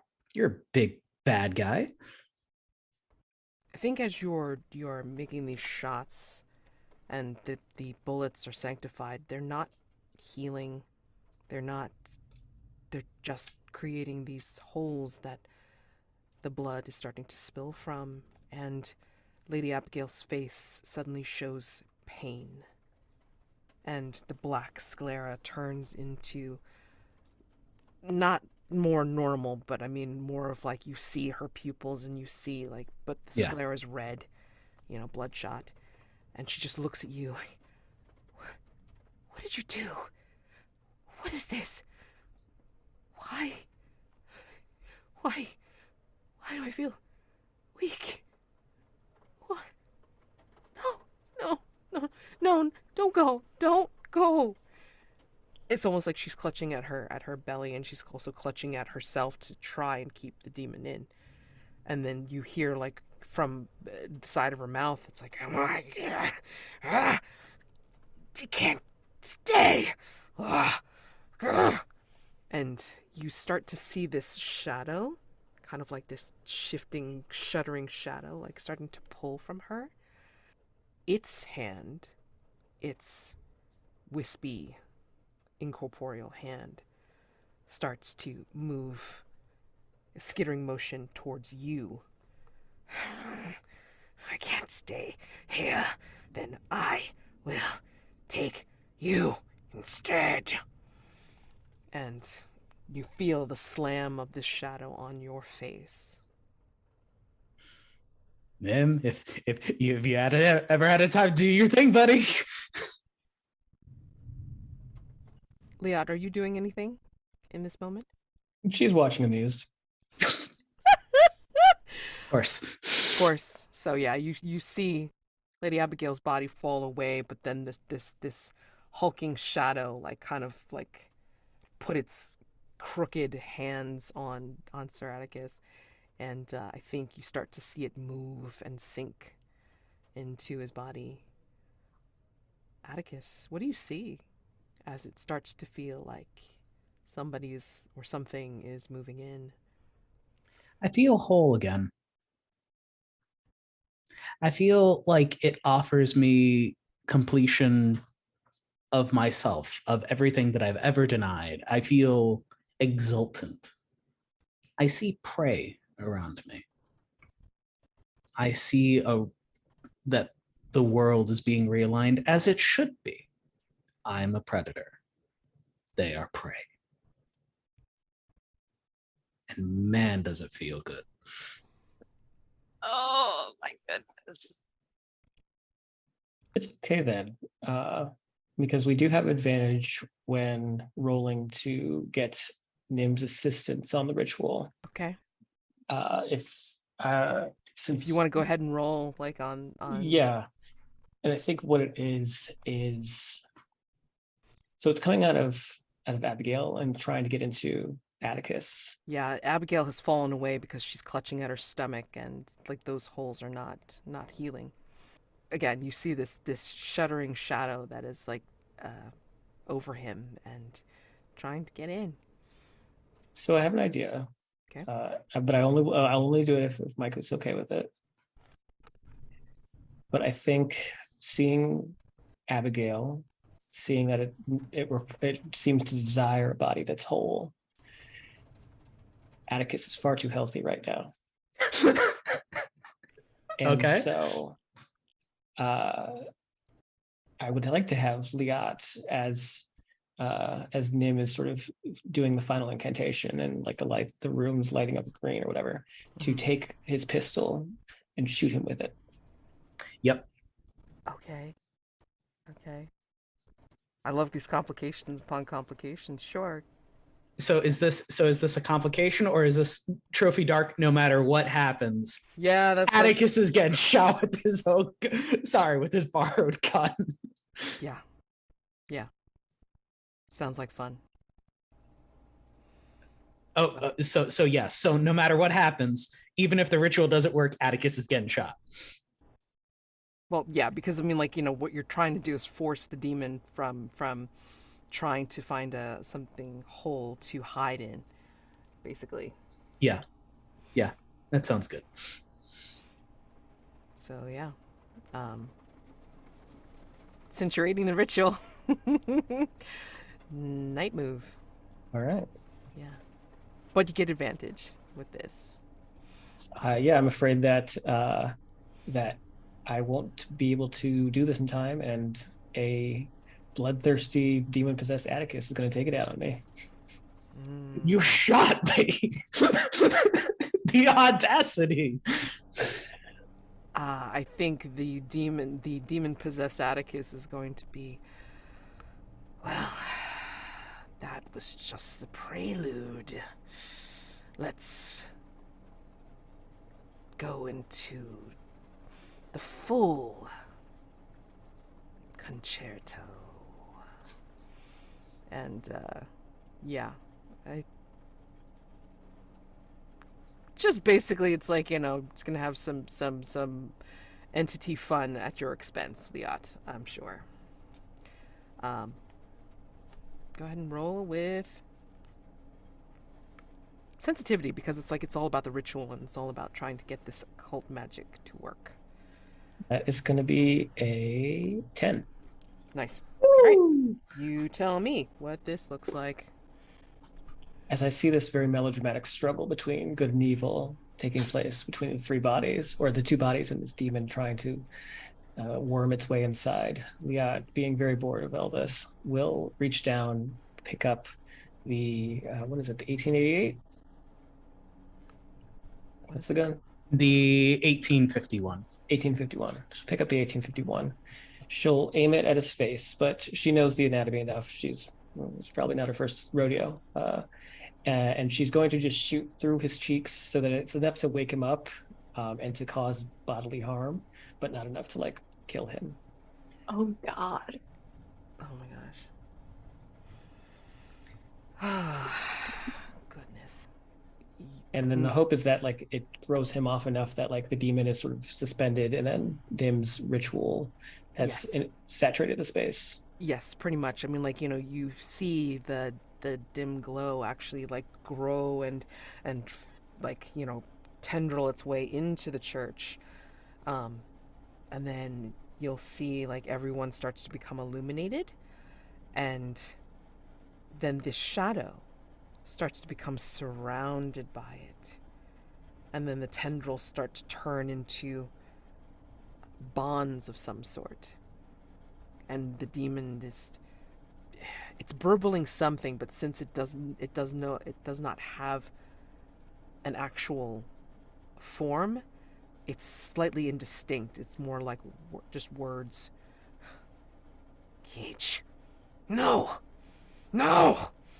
No! And then we will start to see it being pulled away from Lady Abigail, from Atticus, and into this shielding where it is drawn up and out, and then it will dissipate into motes within the shielding itself, as Nim finally says like some sort of like power word at the end, signaling the end of his incantation. And you hear what sounds like a minor explosion, as Atticus, I think you're seeing outside like sparks get thrown onto the lawn that don't set anything to burn, but they just sparking on the lawn. And then maybe a few moments later you'll see a singed Nim, like his clothing smoking with some burned patches on it. He'll kind of stagger in with his hair like all askew and up, and he'll say, Did you do it? I felt something in the shield. I felt something in the cage. Ah! Oh, gods! What? I think maybe the abbot just kind of rushes over. Let me examine you, please. Don't move. Try not to move, my lad. Yeah. Ah! I think maybe their resident brother healer will rush over and take a look at you and like staunch blood and stuff like that with their robes and stuff. Mm-hmm. While this is going on, we hear the sounds becoming distant, and we start to lift the camera into the night air. I think there's a different kind of darkness when we go into this place of the red filter, smoky, twisted trees. And Georgie, you have a hand, or specifically a finger, glistening with blood that's coming quite close to your lips. Taste and join us. I will taste. I don't belong there anymore, don't I? Only if you want to. You've always had a choice. I want so badly to stay with you. That means another touch, another taste, but by me. And I turn my neck for her to take another taste. It is not light, as light as it was before. Tell me what it's like when Dame Georgie feels a consumption as it burns its way into your body, becoming, well, one of hers. I think she comes around to his front, and instead of biting on the side, she directly bites down on the front of his throat, and it punctures his windpipe, and he is struggling to breathe, even though he really doesn't need to do that anymore. No. he is trying to grab at anything, but she uses her magic to hold him in place. So he doesn't move. So he doesn't interrupt this beautiful scene. So he could be a good little boy. And he so desperately wants to be a good little boy. We don't see your face after that bite. I think your vision drifts into darkness as you hear distantly, "Ah, here come the rest of the family. Come, meet our newest member." Honestly, are you... Yeah. I do have an idea for my mask, if you will. Okay. She welcomes you. "Please welcome the newest member of our family,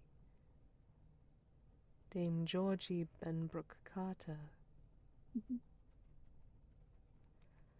Or do you want to be known by a completely different name?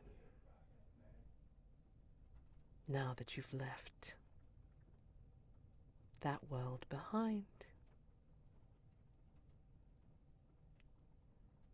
You don't have to answer now, but just something to think about. Mm-hmm. What is your idea? Well, during this last night phase, I did mark a mask. The mask of, what is it? The Mask of Sacrilege. Mm-hmm. And each hunter narrates a possible future in which they succumb to a sinful act, thereby endangering their health and or the safety of others.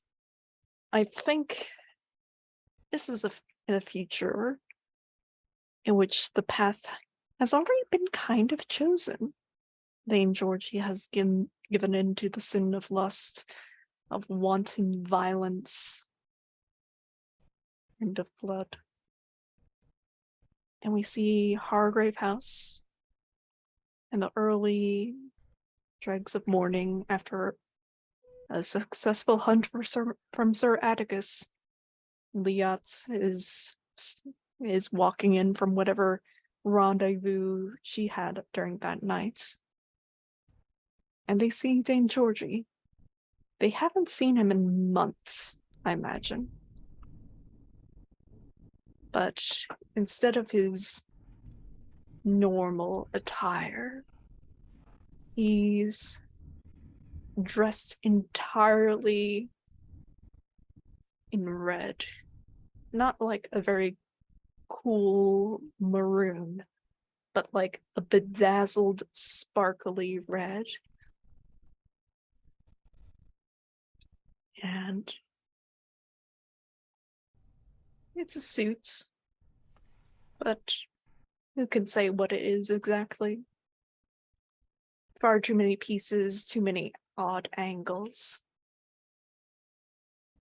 And he says, "Hello. I see that you still have been lurking in my home. I aim to take that back now, if you will." And I think the scene cuts there. And so ends Night Phase. Oh my god. Oh, Jesus. Okay.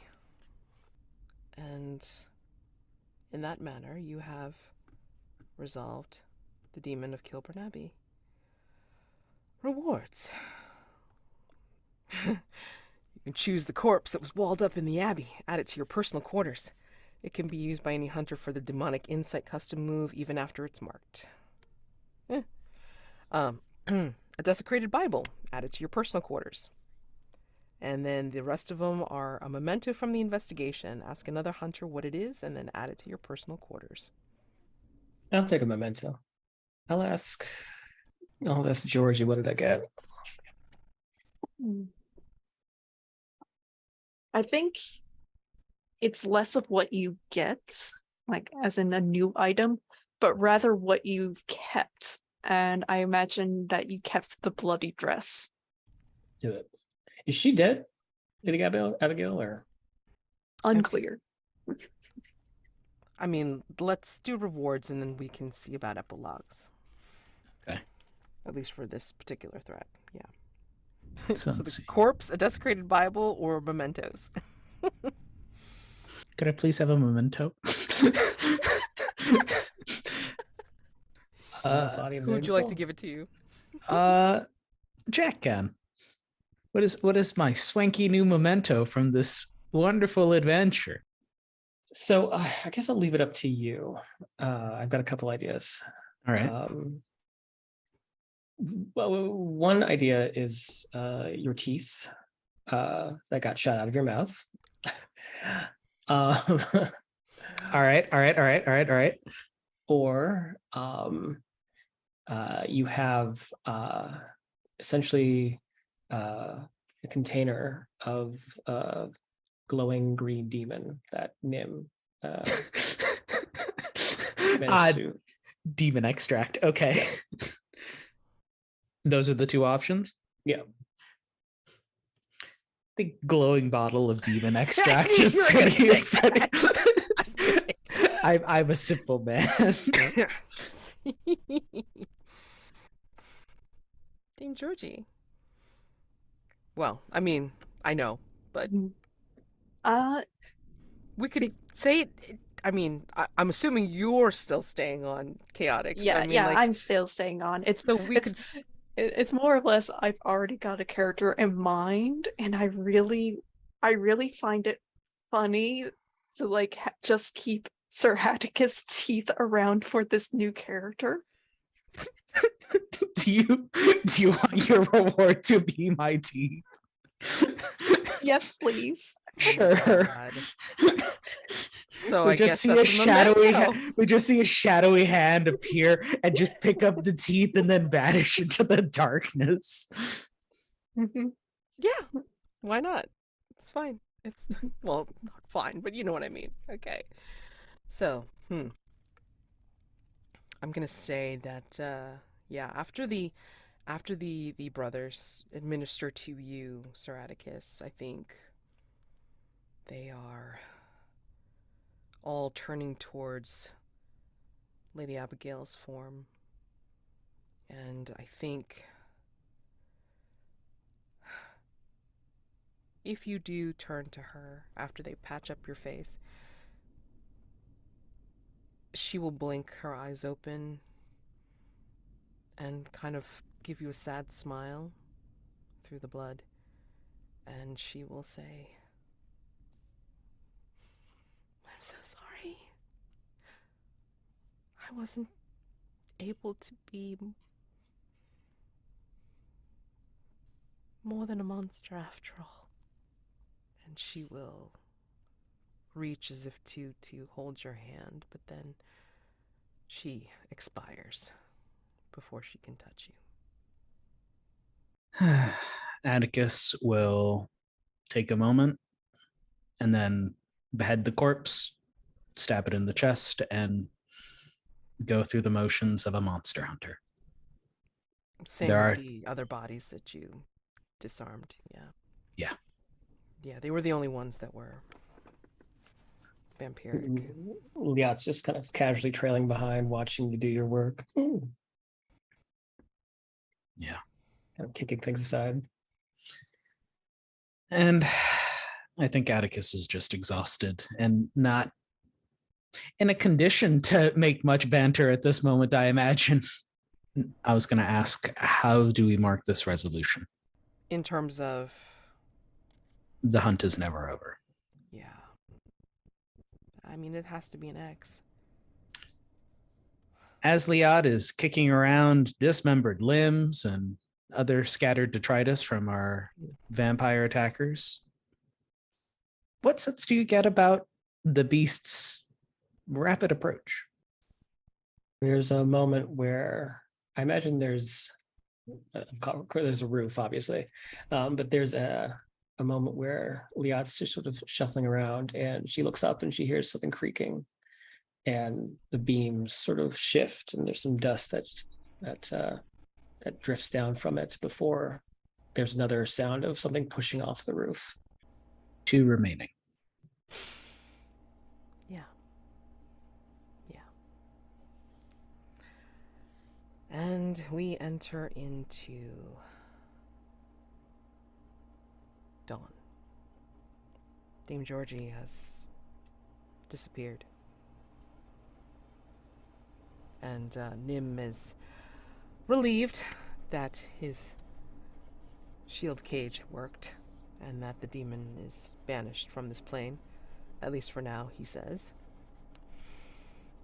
Maybe, hopefully, 1,000 years before it can come back. But sometimes these things break through other ways, so and he pulls out the crushed cigarette from his jacket and then whips up a match and lights it. Atticus will pull out his smokes. He's done us a solid. He deserves like the good stuff. Oh, thank you. Oh. All right, and he puts the crushed cigarette back into his pocket and then gladly takes one of yours. And without asking, Liat will reach over and just pluck one. And he this is what it is to be a hero. And he looks at the match and decides to just kind of like flick it away, and then he will do a snap, and then he has like a flame coming from his fingertip. And then he'll light like Liat's, looking at her with like glowing eyes, like legit doing the party trick to impress. Right. Well, yeah. No one likes to show off, dear. He looks sad now. Does Atticus try? Because he'll light yours too. I have a pair of gaping mouth wounds. Atticus loves his vice, but now ain't the time, unfortunately. Liat will look at you kind of pathetically and go, "Oh," and she'll take a deep drag and just blow smoke in your face. Nim's just there and just keeps on looking at you, Liat, and just like, and he'll like kind of make like little smoke hearts. Atticus will just grunt in disgust and go back inside. I can't believe I shared a cigarette with that man. Right. Sorry. All right, let's go to dawn. Holy frickin' shit. Damn. I do have to narrate my scar reflection. Yes, please. And I think to sort of echo the earlier wedding of himself, I think that there is a pipe leak in the basement of the British Museum. And so the pipe has been dripping down onto the very old, thousands-year-old statue. And because it's not made of, marble, it's made of like, whatever kind of stone would be used at the time, maybe like limestone or something. Yeah. Just starting to kind of like erode a bit, not like heavily, but at least enough to sort of like damage, like cause some water damage. It's kind of trickles down. Right. It's starting to get some stains on it to start. Yeah. Water damage, yeah. Yep. Dawn. Yeah, Georgie, I know you you've pieced out, but I mean, I guess, yeah. I mean, like, since you pieced out, I guess you wouldn't answer any questions. So it's like left to our undeniable and the legacy. All right. So yeah. Liat. Hunters answered a question, and Hunters resolved a threat. Did you experience an echo in the night? I don't think I did, no. But if someone heard one, I'm open to it. Someone described hair being wild when... darn. So you can count that, because you were describing the wild hair and such. So you can go ahead and take that. Did you secretly show a vulnerable side to someone? I just think back from last time. Did I? Let's see. No. Was I a meanie last time? You were a meanie. I mean, like, this villain upsells shit, man. Holy crap, you're so good at it, Jack. Yeah. I do think I'd expressed a preference for the beautiful or the mundane, though. Yes. My affinity for monsters. Absolutely. Yeah. No, definitely. Oh, yeah, see the gargoyle infestation. It's coming in nicely.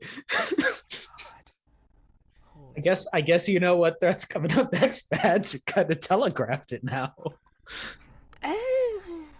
see. We'll see. Yeah, but you guys did it last season. I can't do that again. You think I could? I mean, It's timey-wimey. It's different now. it is timey-wimey. That's true. However, I have something already planned, which Oh no. may dovetail. We'll see. We'll see. Great. I definitely want to introduce it tonight before we end. All right, Sir Atticus Wellington-Hughes answered a question, resolved a threat. Did you experience an echo in the night? Yes, the let me examine you. In the play, it's a very coquettish, like, oh, let me examine you. Yes. In real life, it's, oh, you have matching gunshot wounds on your face. Please let me examine you. Yes. Oh my god. Did you taste someone or someone else's blood? Yes. Like right there. You already did the blood thing. Did you loudly curse your family's name? I believe I did it last session. You totally did. You were yelling up a storm about that to Georgie. Yes. So then yes. So take your points. Change your elective dawn questions if you so choose. Fill up your XP track as you will, and then if you get an advancement, then just mark it off for next time. Can I bank advancements?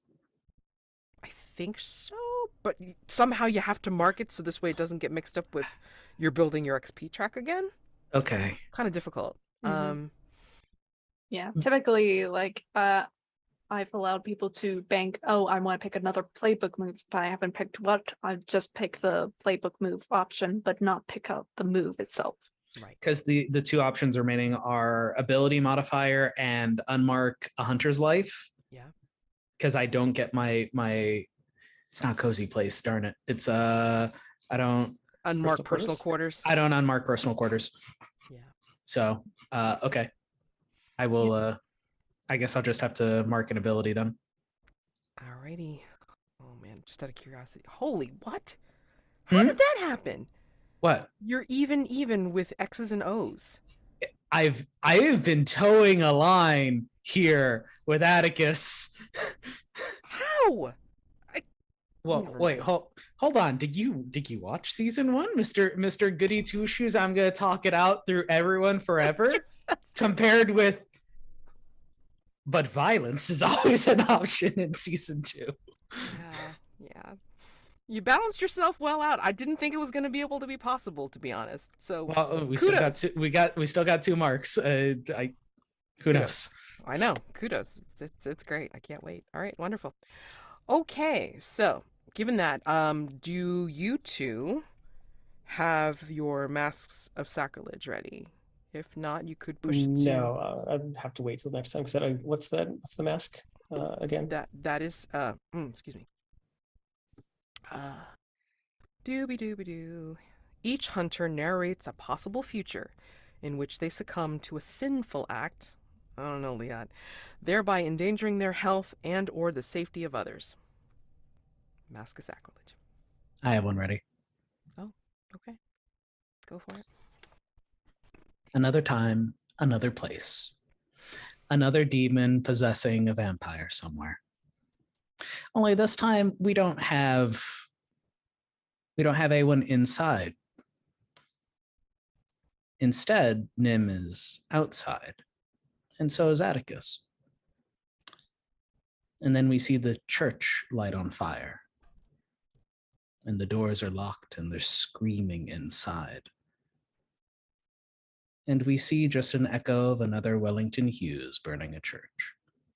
And Atticus just saying, God will sort it out. Good? Yeah. Yeah. I didn't know if burning down a church was enough sacrilege for you. Oh my. Yeah. Wow. I think I have one actually. Okay. Sure. It's London, but it's not this time. It's farther into the future. Modern times, contemporary times for us. And London is in complete disarray. There's been some sort of strife, some sort of war. Buildings are hollowed out and burned. Soldiers, police, citizens running amok, just chaos everywhere. And there's a loud booming sound. It sounds like a horn, maybe like a trumpet of some kind, but it echoes from the sky. And we see Liat, but she is completely covered in red crimson blood. Her hair dripping. Her hair is at this point long past her feet. And she's riding atop what appears to be a crimson hydra. And as this thing tramples throughout London, its many heads devouring, we just see her content, but she's also kind of bored. She thought this would be more fun. Same shit, different day. Different time. Are you war? Who knows? Ah, yes. That's what I figured. There's some crowns in there too, I think, but same diff. Alrighty. Okay. So, I'm going to say, this is going to be a weird one. Short. And as we come into the dawn, I think we're going to see London light up in that dim twilight way that it does. Yes. God.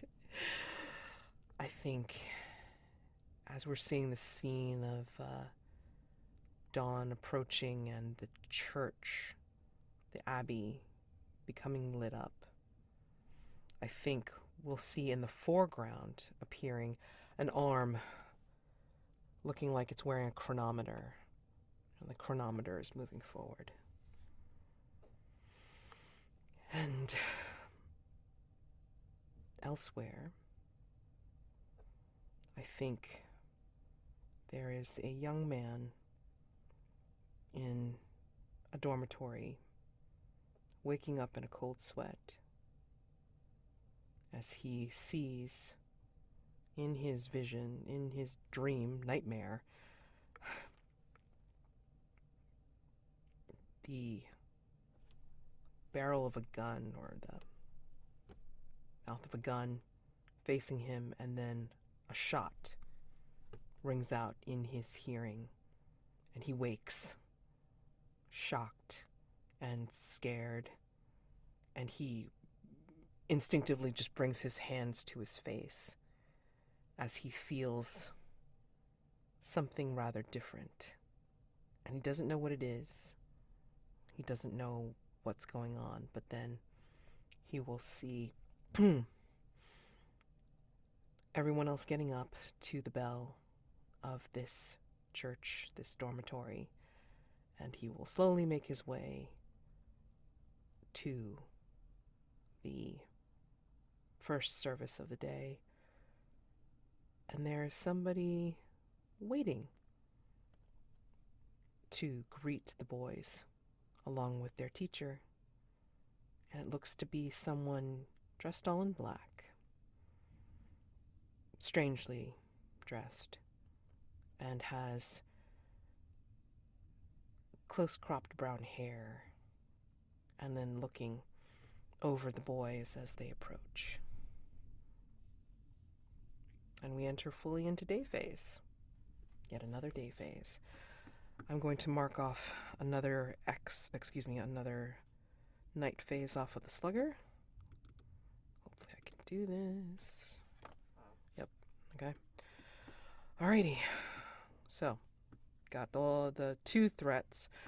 But, as dawn, day begins, latest issue of the Illustrated Police News gets slapped onto the porch of Hargrave House. And it has a shocking front page illustration. A man, arms and legs bound and spread wide, with a spear piercing him through the chest and blood running down his face. The article paints an equally horrifying picture. The body of wealthy socialite Rama Vardana was recently discovered in his London house by his housekeeper. Mr. Vardana had been tied up spread-eagled and stabbed through the heart by a spear that, as the housekeeper put it, looked like something out of a bloody museum. Carved into the man's forehead were 3 numbers, 472. Those bizarre circumstances would suggest that Vardana is a new victim of the killer known as the Collector, if not for the Collector's last documented kill occurring over 70 years ago. And I think, as people do more investigation into Mr. Vardana, they will uncover some puzzling contradictions. He's purported to be a noble from a subcontinent, but his identity could not be corroborated. His house contains artifacts and literature that indicate several lifetimes of travel, but none of his friends could remember him leaving the city. He looked very youthful for his given age. And unlike other cases involving the Collector, nothing in Mr. Vardana's home had been disturbed or taken. That's how the killer, the Collector, had earned their moniker. Every victim, stabbed and marked, had also been robbed of a single item, usually a piece of art. The Illustrated Police News speculates that there's a poorly informed copycat killer on the loose. However, just a few pages later, a seemingly unrelated article reports that on the same night Mr. Vardana was killed, the South Kensington Museum had been robbed of a single item. The stolen item had been part of a private collection, a bronze sculpture from the 5th century that depicted a man in traditional Indian garb. Liat, how do you know that the Collector presents a threat to you? And how do you convince Hargrave House that this is a case worth taking without alluding to the truth of your nature, at least beyond what you've done so far? I think they convince the others by telling them this story, but letting them know that the strange, peculiar nature of this clearly points to the fact that they're an immortal and that they are unnatural and they should not be walking the earth. I wish Atticus or just writes on a pad, effectively throwing another immortal under the carriage? Question mark? There can only be one. Okay, you got Atticus's attention. Oh no. So, given this has a threshold question.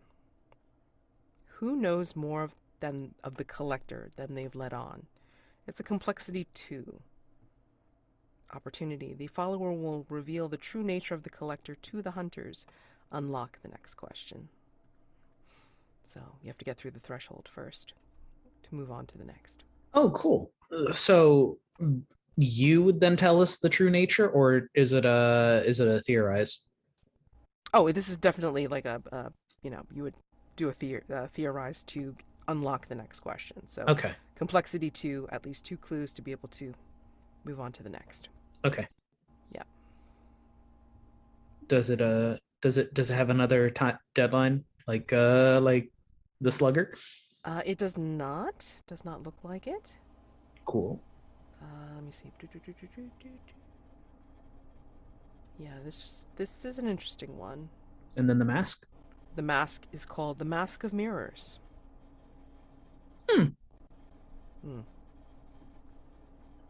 Okay. I'll fill in all that other stuff later. But yeah, that is your newest threat, called the Collector. Okay.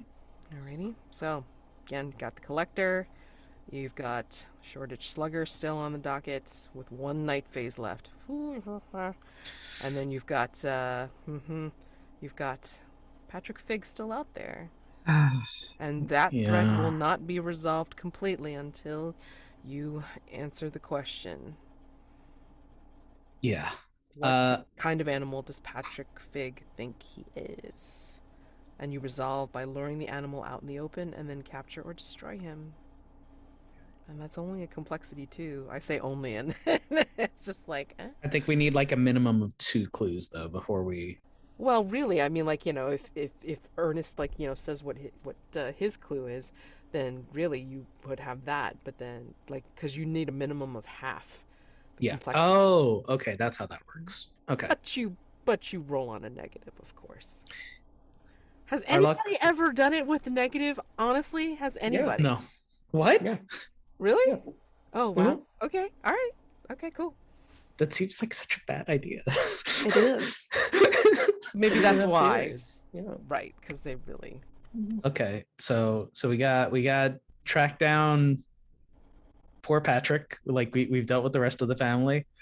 Do we get to meet our new friend? Mhm. Do you?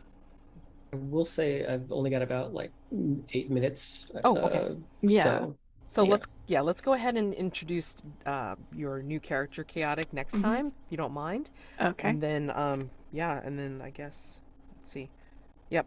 And then let's go ahead and do a quick stars and wishes since we're gonna end on time tonight. Mm. I just want to. I want to star everything because just like getting on my bullshit and then responding to what you guys had and being very in character for what you were doing, even with the miss chaotic. Oh my god. Yeah. Oh, and those masks of sacrilege. Holy shit. Oh my god, those were amazing. Damn. Wow. And I know I'm so sorry that I'm not more specific, but I'm like in the middle of it and just enjoying the scenes that are playing out in my head, and going back and forth between the unseen and then your scenes and then back again. It's a heady ride, especially tonight with like trying to take out the demon and compounding the fact with the mastermind taking Dame Georgie and the vampiric part of it as well.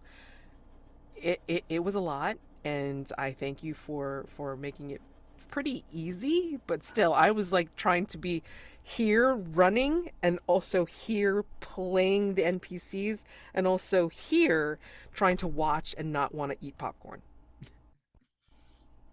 Yeah, it's hard. It's very hard because it's so good. And wishes, again, more of the same, please, and hopefully everybody keeps getting a satisfactory arc. However that needs to happen. So yeah. I'll jump in. This felt like a really good session, Jack, in terms of just the lines that kept on getting dropped. Oh man. We got to see a lot of Liat. Again, going after Rag, kind of pulling us along. I kept on dreading it the entire session until it was finally resolved. So that was really cool. We got to see Liat not get what she wants for a little bit, which is kind of amusing to watch. And then taking the Gordian knot approach of like, we have to make sure that this demon doesn't get the strong body. Oh, simplest solution. And then just shooting Atticus, which that was a really cool idea. So thank you. Chaotic. I am sad to see Georgie go because it was just a very tragic arc that we saw. Georgie just kind of struggling and fighting uphill for all of this, and then to get taken in by the mastermind after just not wanting to fight anymore. I thought that was like a satisfying, dramatic end, and I look forward to seeing Georgie, but thank you for playing Georgie.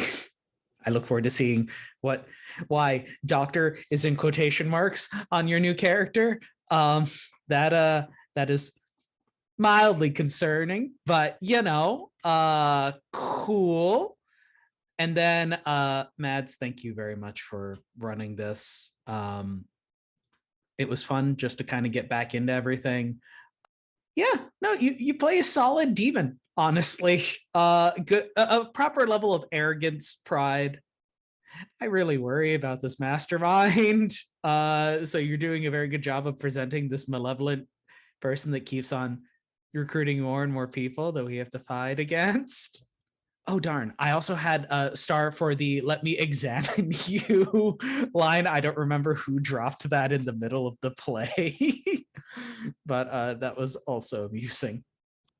And also the Beast and the Harlot call out at the end as well. That Mask of Sacrilege was pretty dope for Liat just bringing about the apocalypse. So Girl's got to do what she's got to do, I think the kicker is just the fact that she's kind of bored with it. Like, the apocalypse isn't everything I thought it was cracked up to be, honestly. Well, that was the whole thing. Is like, it's like it was with that discussion. I think it was with either Georgie or Ernest. The whole like amusement's all we have, and I think she's constantly just trying to seek, the newest threshold of like pleasure or like entertainment, and like I love the idea of her ending the world just to see what happens, and also being very over it.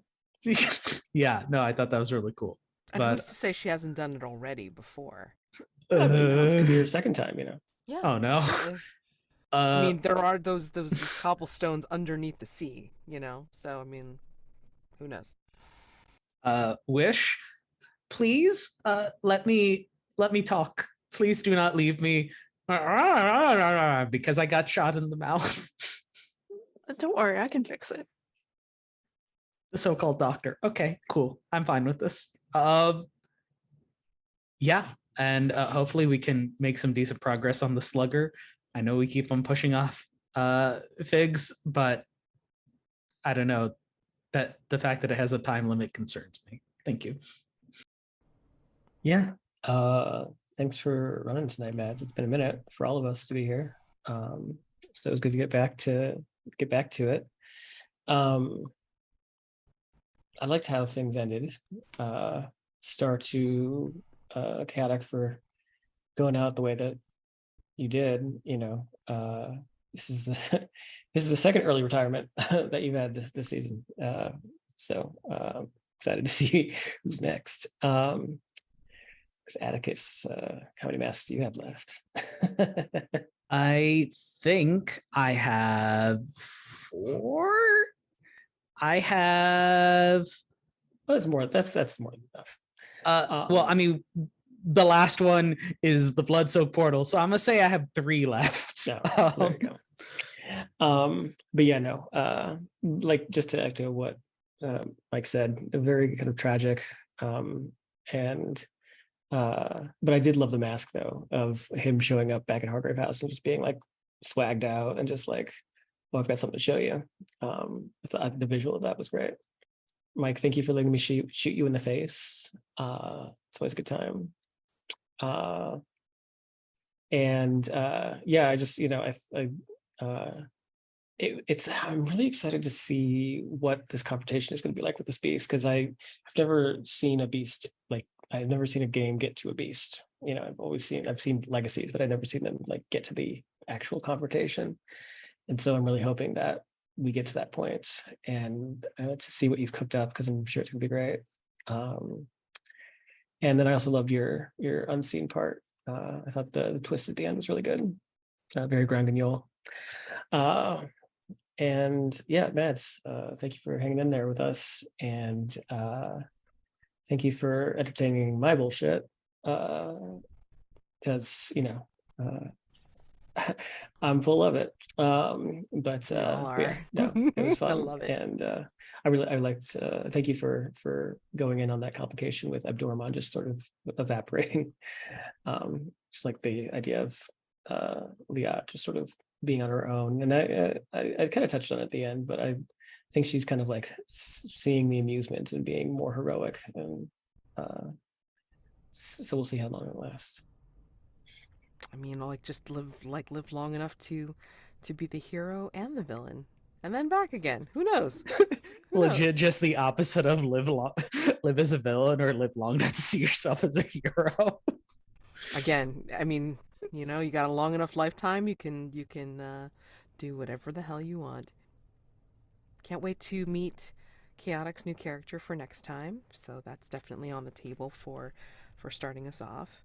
And then, yeah, I'll have the new threat loaded into the character keeper, and we'll continuing on. Hopefully, Ernest will be able to join us back again next time. And again, let me know in the chat when the off dates are, whatever, that you're going to be out. And then we will keep going. Oh my God. Thank you guys so much. Thank you guys so much for being your characters, and then just giving so much to respond to. This is a very interesting season, and I can't wait to see what more you come up with. It's wonderful. So, have a wonderful night. If I don't see you for anything else before next time, then happy gaming, okay? And I'll see you guys later.